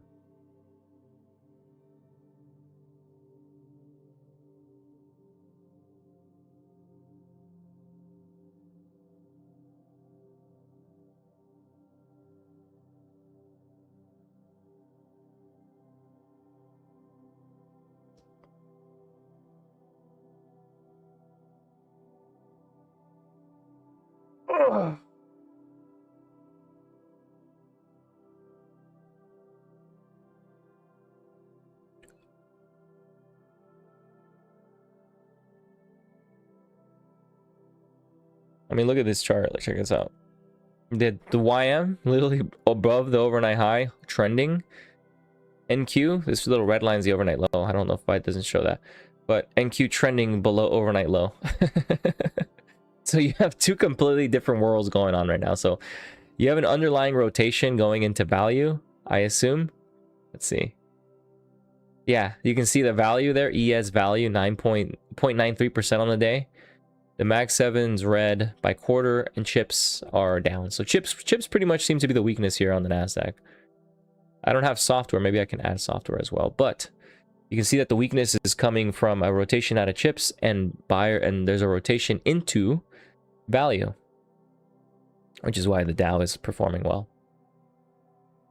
All we need, given this setup, because the Dow is doing so well, is just the chips to just kind of chill out, stop selling off, NQ reclaims the level, and we get a nice potential squeeze.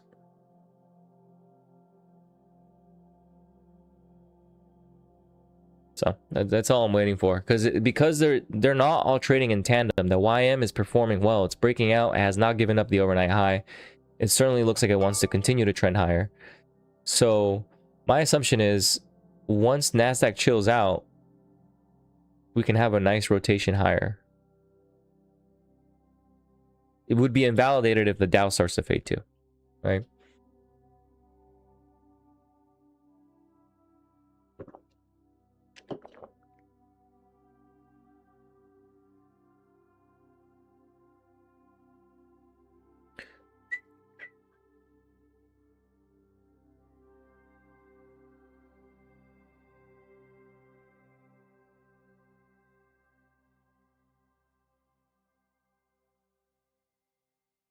Let's see.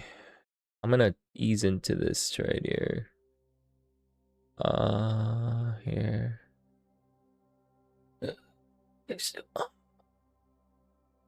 Does this work? Hey, my shortcut's not working. What the heck? Alright, whatever. Put buy bid. A buy bid here.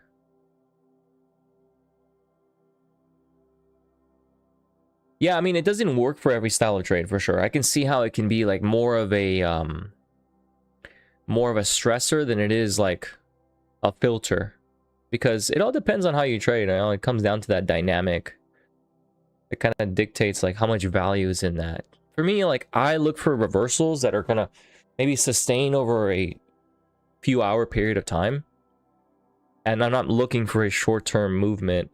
You know, for less than whatever that may be, you know, whatever term you want to describe that as. Could be 10 minutes, 30 minutes, whatever it is.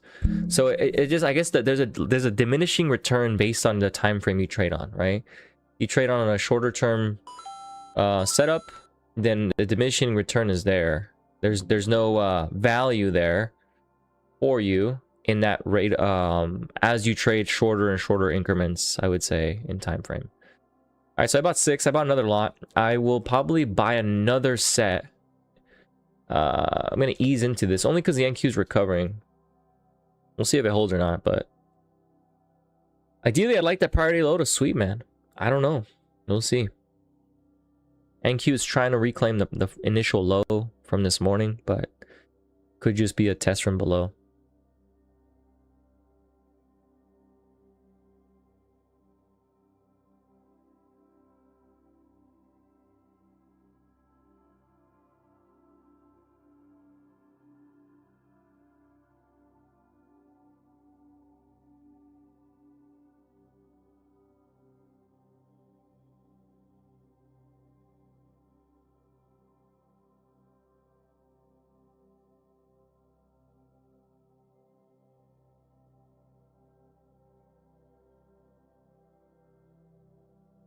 Yeah, I tend to, yeah. And there's instances where I would love to hold trades overnight. I just have not lately. I do have a habit of doing that as well. It's just been a while since I've actually taken that initiative.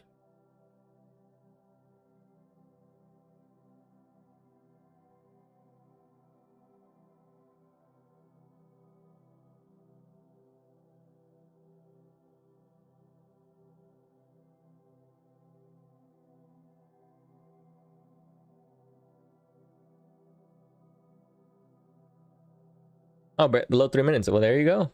I tend to have a loss of, so there you go. That within itself is a massive edge, you know, and like being able to discern that your trades longer than that period or shorter than that period, or where your alpha is, like that's all that matters. You know, doesn't matter what the fuck I do. That is irrelevant. So that's good, man. See, and so that diminishing return of information that I just gave, like it's kind of pointless, right? The information I shared about having multiple views of different instruments. It's pointless if your alpha is within 3 minute span. Like it's not gonna matter in 3 minutes what I'm saying. Because odds are that the trade that I am looking for is going to be a trade that lasts longer than 10 minutes to play out. Right? So that just kind of gives context that what I'm looking for is not going to be worthwhile for you personally, and as it relates to that stuff I'm mentioning, because in order for that to work, it's going to take longer than 3 minutes to play out. All right, anyway, we'll see what happens here. They might just do the whole prior day low thing, but I will take it here. Some traders only make only profits in time after lunch. Some people do, yeah. There's some times like where people have a better edge at the close, which I could never figure out how that's possible. Some people do it during overnight only, and I can see how that can play out. And some people only do it during the New York lull, like the lunch period, and that's fine. There's different edges at different times, and I'm glad you know yours. That's awesome. That's awesome.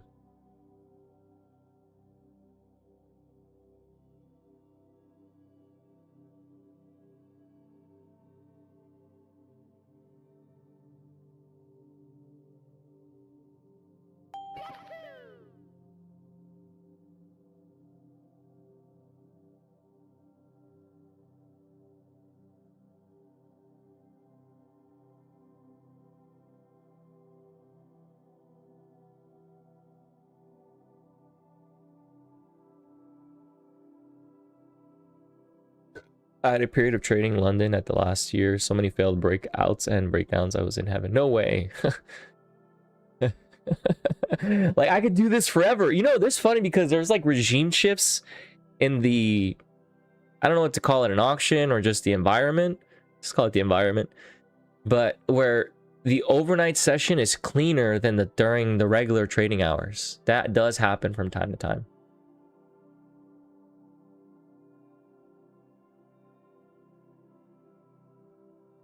Oh, we saw it in your video. Let's go. Honest, it was heaven, but they fully changed it up and the new year went back to you. Yeah, that does happen though. Like that is true. There are regime shifts where the overnight session is just way cleaner. Like it's like just way better. And those are periods of time that are heavenly when they do happen. I can't say personally that I catch those. So I can just say that I've seen them. I've seen the structures and I see that they look clearer and better than during the regular trading hours. So I do agree there, FH. Just I personally cannot say I've been in heaven during overnight.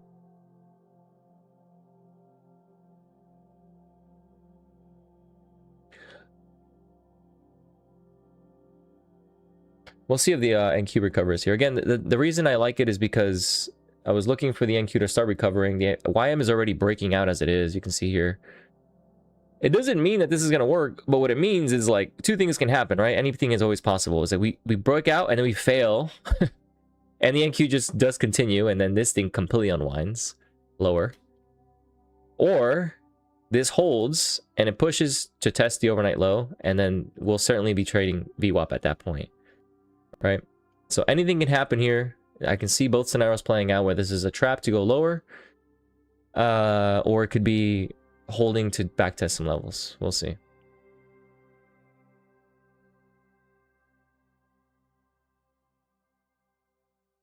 We will see. Time will tell.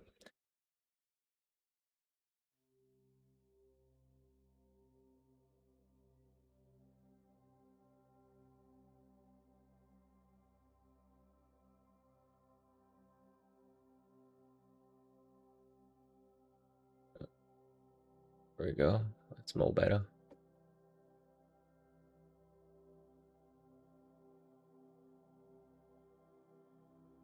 Yeah, the NQ is teetering here. We'll see if it holds or not.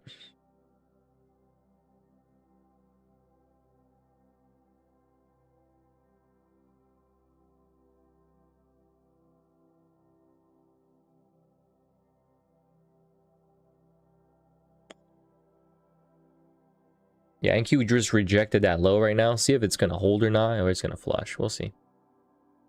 Overall, the strength on the YM is promising to some degree, but the Nasdaq's really been the damper today.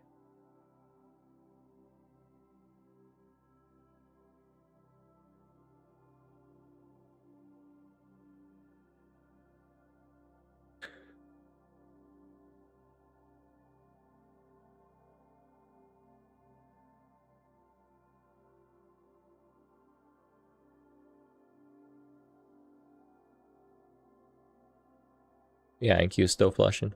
Or not flushing, but it's not making a new low. It's just holding below that low I was looking for it to reclaim.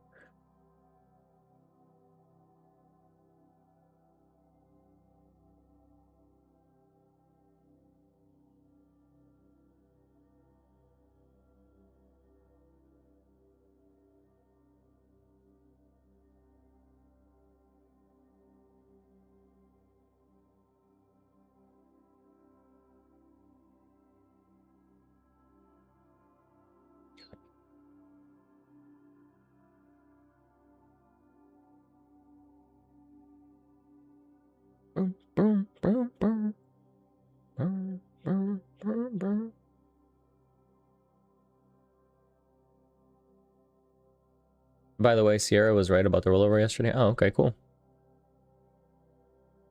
Yeah, the Nasdaq's about to break that initial low that it made earlier. We'll see if that ends up flushing, because I do not want to see that, right? Can invalidate the whole idea here at longing at this this little area. Yeah, it just broke the low.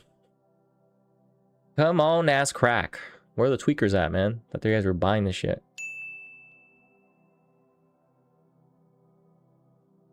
I'm gonna have to find this out soon, because the Nasdaq's breaking down.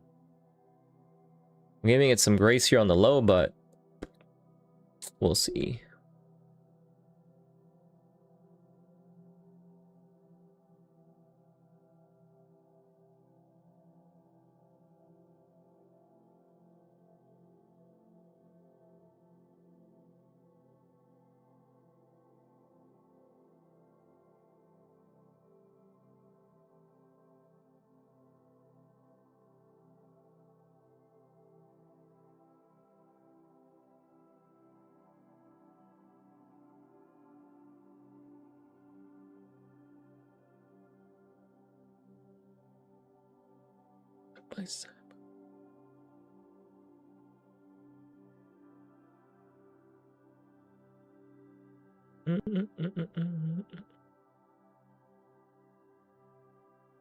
Yeah, they might.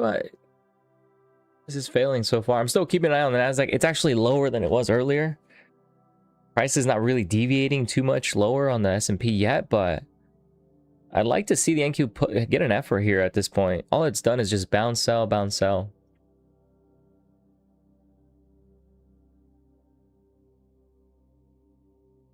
We're right at the weekly low. I'm sorry, the Valeria low for the week. Just teetering whether it wants to break down or not, pretty much.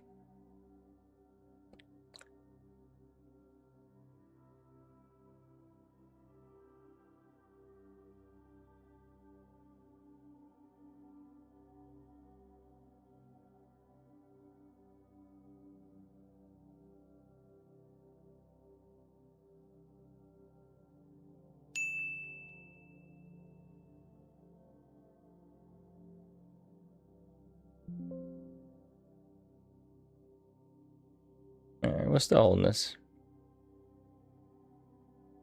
See what they do.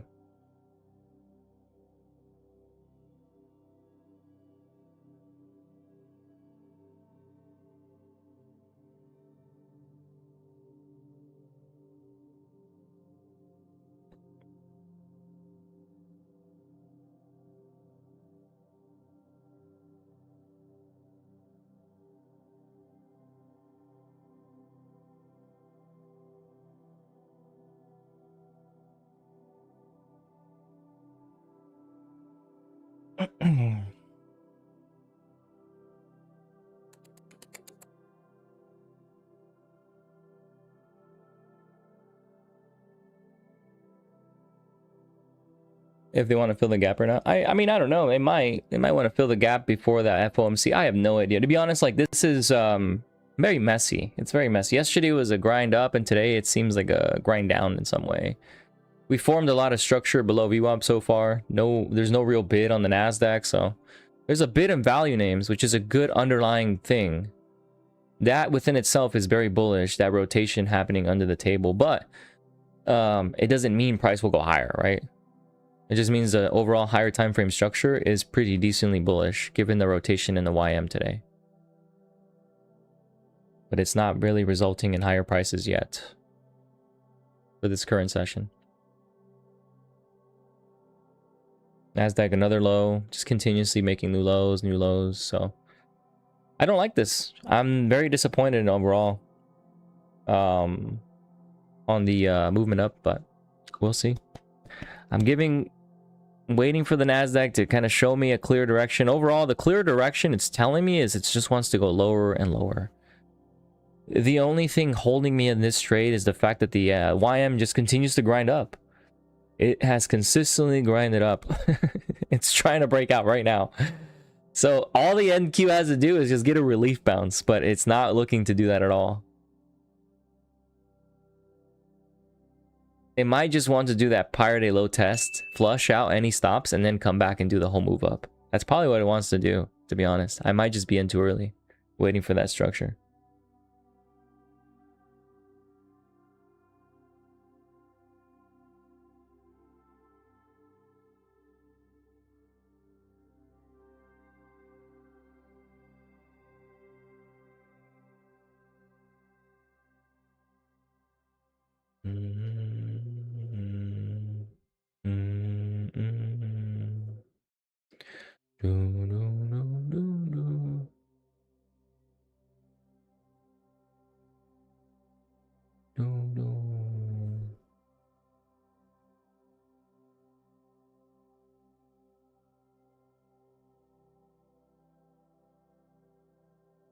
Delta? What? What do you, I haven't mentioned. I don't think I mentioned. I mean, I see the delta on the DOM. Is that what you're saying? Oh, I don't look at that, so I can't speak on it. I do not look at it. So I don't know what to say about that.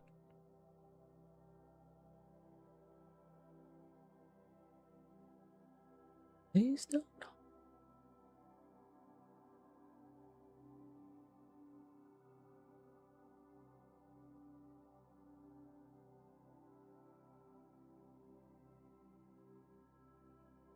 Now the YM is tucking back inside the range. It's just consolidating. I mean, I don't know what to make of this.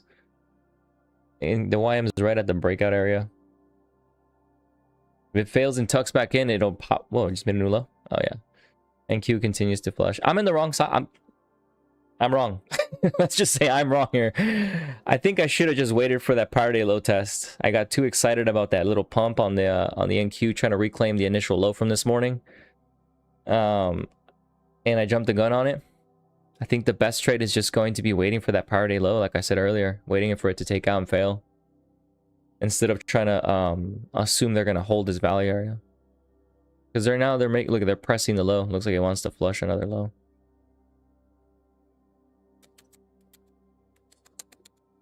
I don't like this.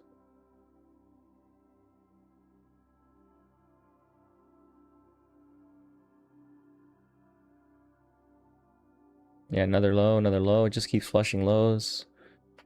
And yeah.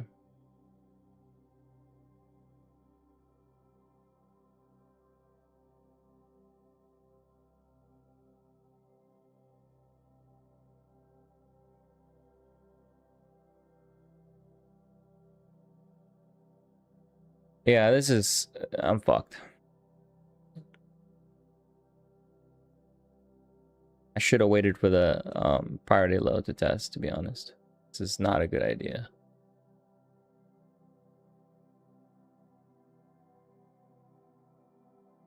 That was the setup, is waiting for that Pirate Day low touch.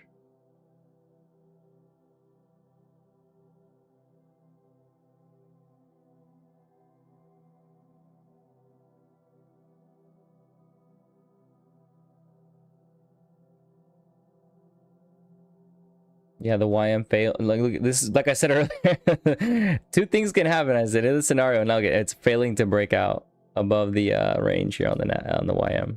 Failed breakout, potentially forming here, and this is just accelerating everything. So we'll see how this plays out. But overall, structure looks bearish now on the YM, like it's putting in a failed breakout here. We'll see if it reels anyone in to go higher, but overall, I'm wrong.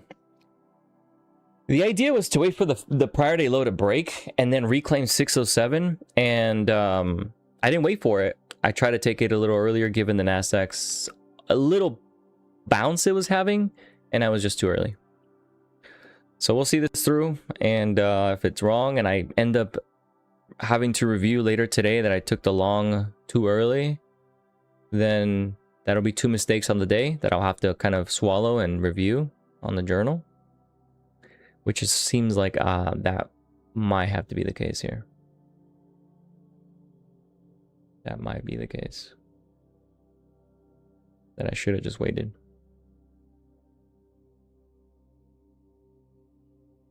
Do do do do do do do do do.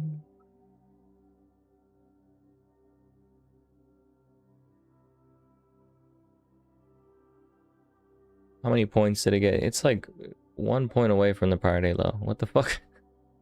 They should sweep it already.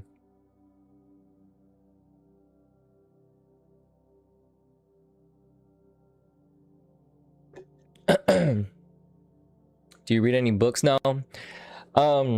Where's that book? That's by my bed. I don't read any now. I had a book I read. It was more around trading mindset. I think that's probably the most valuable book I've read. Let me go get it and see what it's called. I should read it during the session.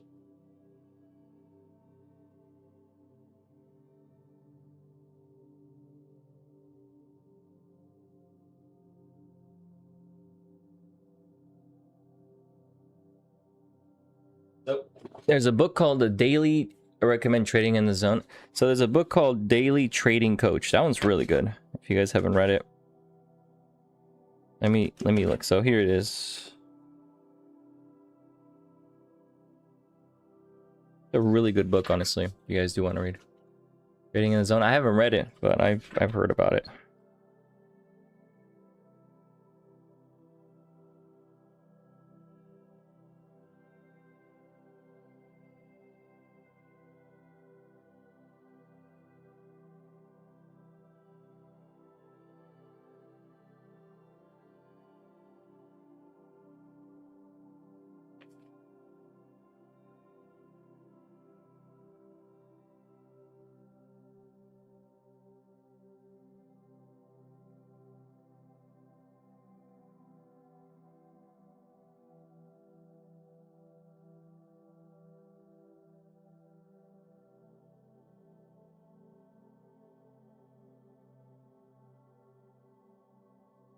Trying to find a good area to read, but there's, I assume everyone in here is a profile trader. I don't think so. I think the gentleman Jim might not be now.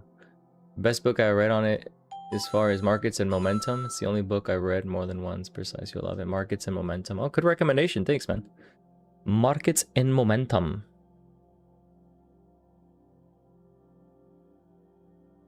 Markets in Momentum. Oh, look it. They're holding. Well, let's see. 607's holding here. Let's see if maybe I was just way too early. Well, I was way too early. There's no question about whether I was too early. But my idea was always to wait for the prior day low break. And I did not wait for it. They might do that test now.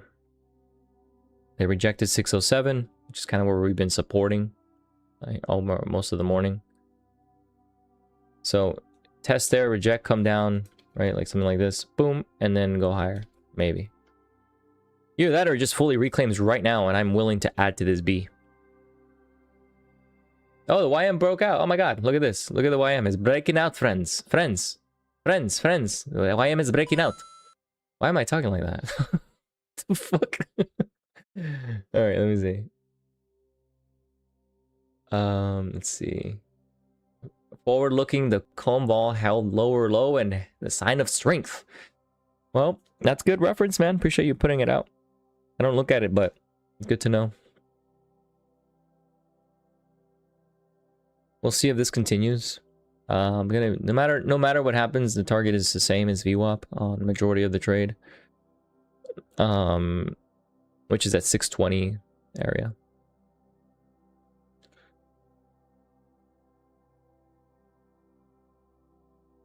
If we don't break the prior day low, we could trade the prior day high. I promise Fung. All right. Well, Jim, thanks for the reference, brother.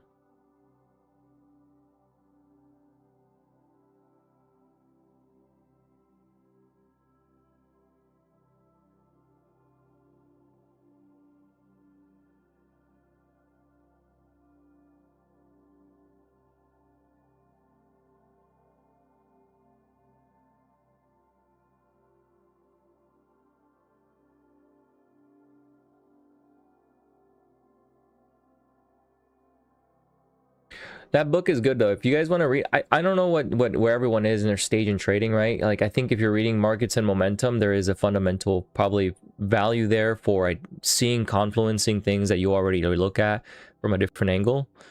Or maybe it brings light to a whole different dimension of trading that you haven't found for yourself. I find for myself personally, like the most important thing for my development as a trader has always been the psychology part of it. That has always been my detriment. It's not whether I can identify structures or take trades or read the markets. It's always been the psychological component of it. I understand myself. I know my shortcomings. I know the psychology aspect of it has always been something that's been to my detriment, which is why I'm going to recommend a book based on what I feel is most important to my development currently in my trading, right? And so that book is again the Daily Trading Coach, the Daily Trading, right there. This book right here, it's cheap. I mean, you probably find it for 12 bucks audiobook. I have the physical book, but it's a pretty good book.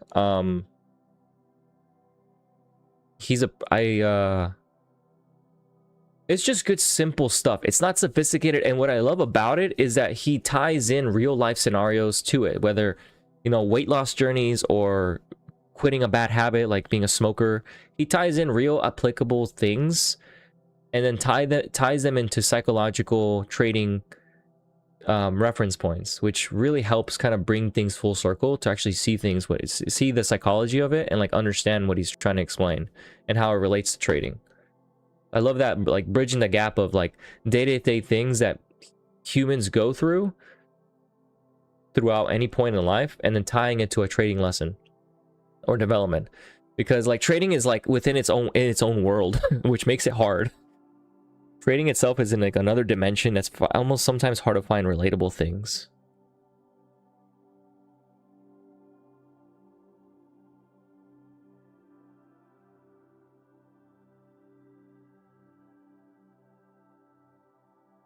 So because trading is such an isolating career or profession, like the fact that he's able to tie day-to-day things that most people can relate to helps in this book kind of get value from it. Found strongly from that. It did, yeah.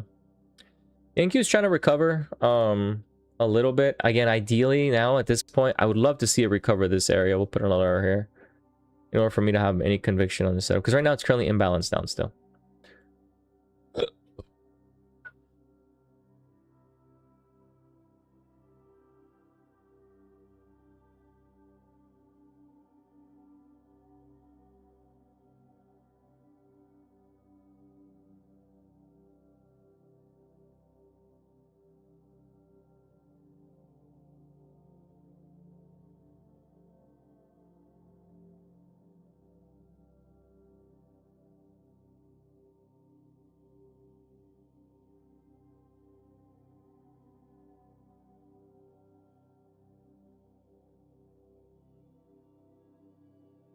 A good trader is a good man, probably. I don't disagree.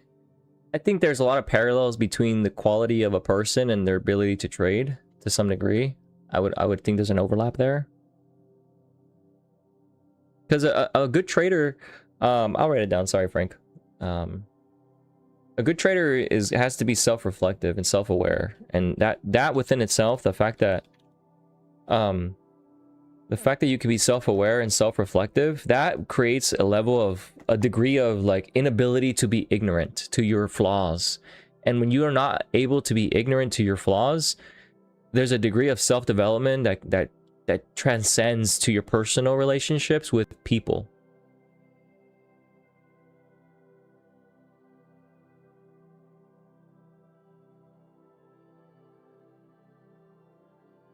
Yeah, express them in different words. I 100% agree with that there, Jim. We do all see the same thing. Like, there's no... It's like we're all drawing the same pictures, but some of us are using crayons and some of us are using color pencils. Some people are using highlighters, but it's all the same picture. We're all like, if you give everyone the same coloring book, we'll all have the same coloring book, right? But some people are using different utensils to color the book. Volume profile, you're probably using a highlighter. You're using simple charts, you're using a crayon. If you're using so on and so forth, like there's just different ways to come to the same conclusion. We all come to the same levels and structures. There's no difference. Some of them are more precise, some of them lag a little bit, some of them are more intricate, so on and so forth. They rejected 16 again. Where's the Nasdaq at? Oh, it's rejecting again.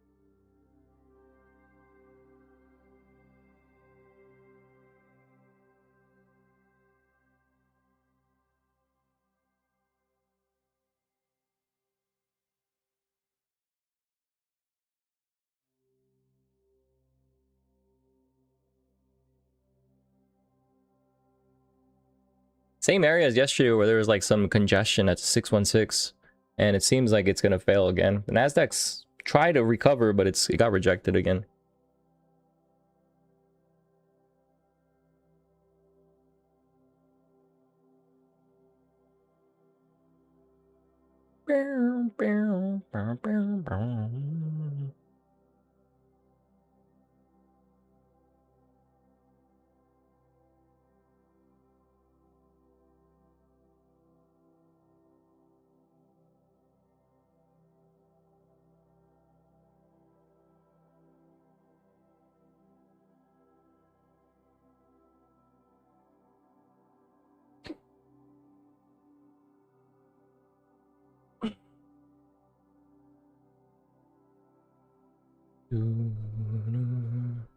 Eat up.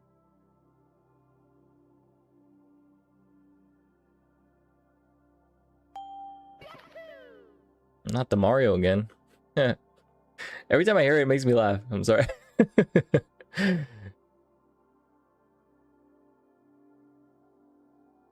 Did we break? We didn't break the party low, huh? Yeah, we didn't. Interesting. I'm just shy of it. We're coming into VWAP, the RTH VWAP 1850, and then the full session is right above that. See, we'll see. I'm gonna take profits somewhere within this vicinity. I'm open to either the 18.5 or 20. I'm not really fixated on any side. So, because we've been pausing here for some time, and I'm not watching this come in again and then see another rejection. So, Nasdaq's pushing a little bit, kind of keeping an eye on that one. That's been my reference for today a lot of the time. I still have SOS on cumulative held in nicely. Yeah, nice call. Unlike RTY in New York. Yeah, nice call. Good reference, I guess. Personally, again, I don't. You look at it, but good eye on that for sure. You know, I'm took it at 18 here just to kind of. I want to ease the nerves a little bit on this, and it's not a good idea, right? Trading's not about your nerves, but about the structure. But I'm willing to size down. You know. Let this play out a little bit, but also just kind of give myself the flexibility to be able to hold the trade, if that makes sense. Mentally. And Q is firming up. Yeah, it's trying to reclaim. It hasn't fully reclaimed, which is the reason I'm also on the fence, right? Like, things are not set in stone until they are. If meet up. So I scaled there.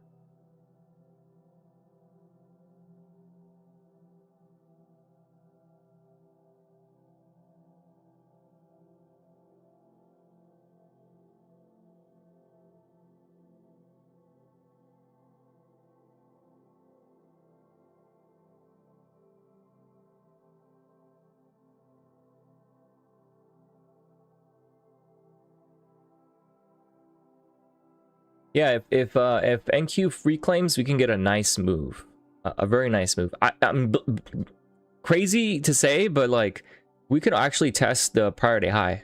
I would think, depending on how much it reclaims. And I know it sounds extreme to say, but I've seen these moves before where value, the rotation into value is so strong throughout the session that at some point, NQ just kind of firms up and things really explode later in the day. It does happen. I'm not going to put a lot of emphasis on that. That's just like an anomaly. It's not a common occurrence, but it's possible.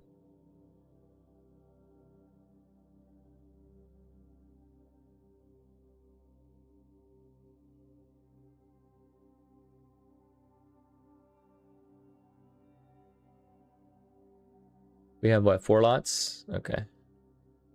So we'll cancel what we have and then we'll set up. There we go. Oh, that's 3. I need 4, not 4. Let me cancel this. Then set up OCO 4. Cool.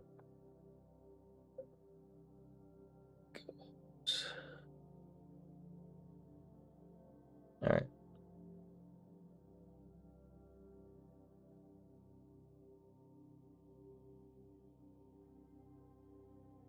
TY just RC the PDL. Okay. Just reclaim our PDL. The thing I would have hoped for is the S&P would have also done the same. You know, would have swept and reclaimed the prior day low. That's the unfortunate side of this. We're still not clear here now. That's why I scaled here. There's too much pausing right at the VWAP. And then the Nasdaq hasn't reclaimed yet. Although it looks better than it has before, I will say. It looks better structurally on the push up. Just don't know if it has enough fuel to go. And today also, here's the thing. Today is an open auction. If you filter through the open auction, it exclusively says smaller targets, scale at VWAP. That's what the open auction says on my playbook. Let's pull that up here so we can reference it right now. And that's where I scaled, right? So here's what my playbook says. And this is not to say this is a golden rule. It's a reference rule where it just tells you what you should be doing on average. On average, right? So this is the tone classifier, wrong one. So go to the classifier, we go to RTH classifier. We opened inside prior day low. We crossed multiple times. The open auction says no entries until after the IB. Both sides are active and trapping early. Wait for the IB to set. We go to the morning prep. And then we have open auction filter on. And it says here on my journal. It says no entries. Same thing. Key takeaway. Failed breakdowns. It tells you the drag on each one. Where is the target? Here it is. Reduced targets, VWAP, mean reverting magnet. So price will be mean reverting, and the target area is VWAP on any trades that are mean reverting, which is where I scaled one right now on the RTH VWAP. So we'll see what ends up happening later. The ones that have the highest drag or the best risk reward on days like today are the failed breakouts. So that's my journal. Those are the kind of the management it tells me based on all the data I provided it for the current classification of the session. It's telling me to target VWAP on mean reversion trades. I'm going to scale more at the VWAP and just hold one lot and call it a trade for now. Oh, I need to fix this. There you go. So I'm going to scale more here at the VWAP, just below it. Let's see if it tags right here. And then just hold a runner. And I'm going to call it a day. I'm going to step away. This is, I would have hoped for more momentum here. More a brighter squeeze. But structurally, if we're looking at this, we probe this area, right? The value low, yesterday's higher low breakout, and we're holding it. As long as we can hold above 607, we should be able to test the other side of the auction, right? Pit stop here at 20s, which is pretty much the middle of the auction or the range. So as long as we hold 607 on this reclaim, we should be able to trade 20s and then 34 thereafter. I will just simply scale at VWAP and leave it at that.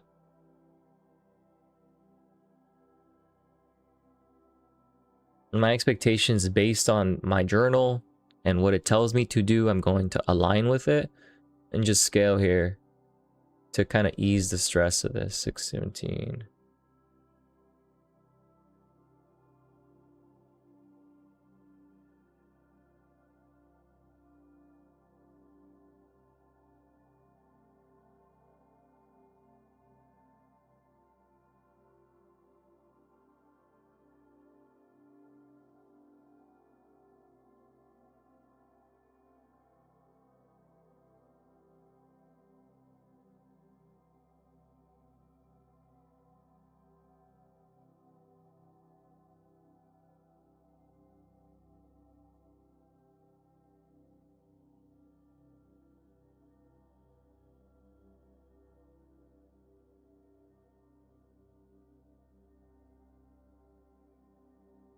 Are you? I'm on September lots. I rolled over yesterday or Sunday night. Sunday night.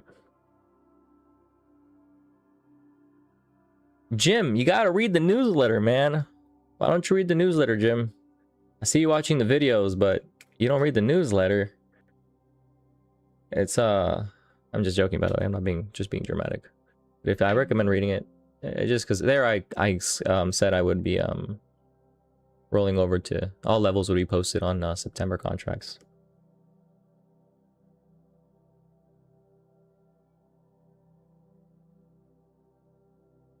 All right, well that's the scale there. I'm only net green 150, so given the last trade loss at 170, this trade gain, the net is 150 with a oh, I have two lots. Oh shit. Okay. Well, I'm going to hold the two lots and we're going to be targeting the value high, see if it tags, if this holds or not. I'm going to leave the runner in play and just let this thing roll through. I'm going to call it a day here. I think we have a failed breakdown setup active, right? We have an active failed breakdown currently of the lows. Shit. Sorry. Here's 1, 2, 3 series of lows. We have, this is the failed breakdown structure right here. Now, I would have loved for it to break the priority low and done this. Unfortunately, it did not. So going to the rest of the session, really what I'm going to be eyeing is just, can we hold 607, right, going into the rest of the session? If we can, we should be able to test the middle of the session, 620s, 22, give or take, and then test the top end of the auction.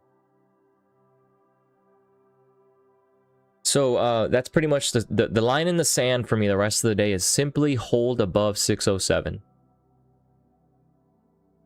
Bare minimum, right? 607 holds, I assume we'll work our way through the auction. The range. I keep saying auction. When I say that, I mean range.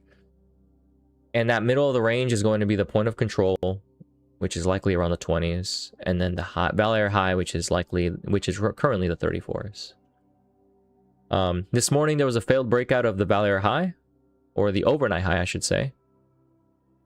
That was a trade I took. I mismanaged it. We tested the blow end of the value, 607, which was where my target was. So, mistake on my end on that trade in the morning. But the next trade now is the inverse. The inverse of the morning short is the long at the same area. It's literally the same trade, but just just 180. So, yeah, I'll hold this trade and we'll see what happens. I hope you guys have a good rest of your session. I will be back tomorrow. I will not tweak or touch this, so we just let it play through and see where it goes. I hope you guys have a good rest of your day. Thanks for everyone who tuned in and chatted up.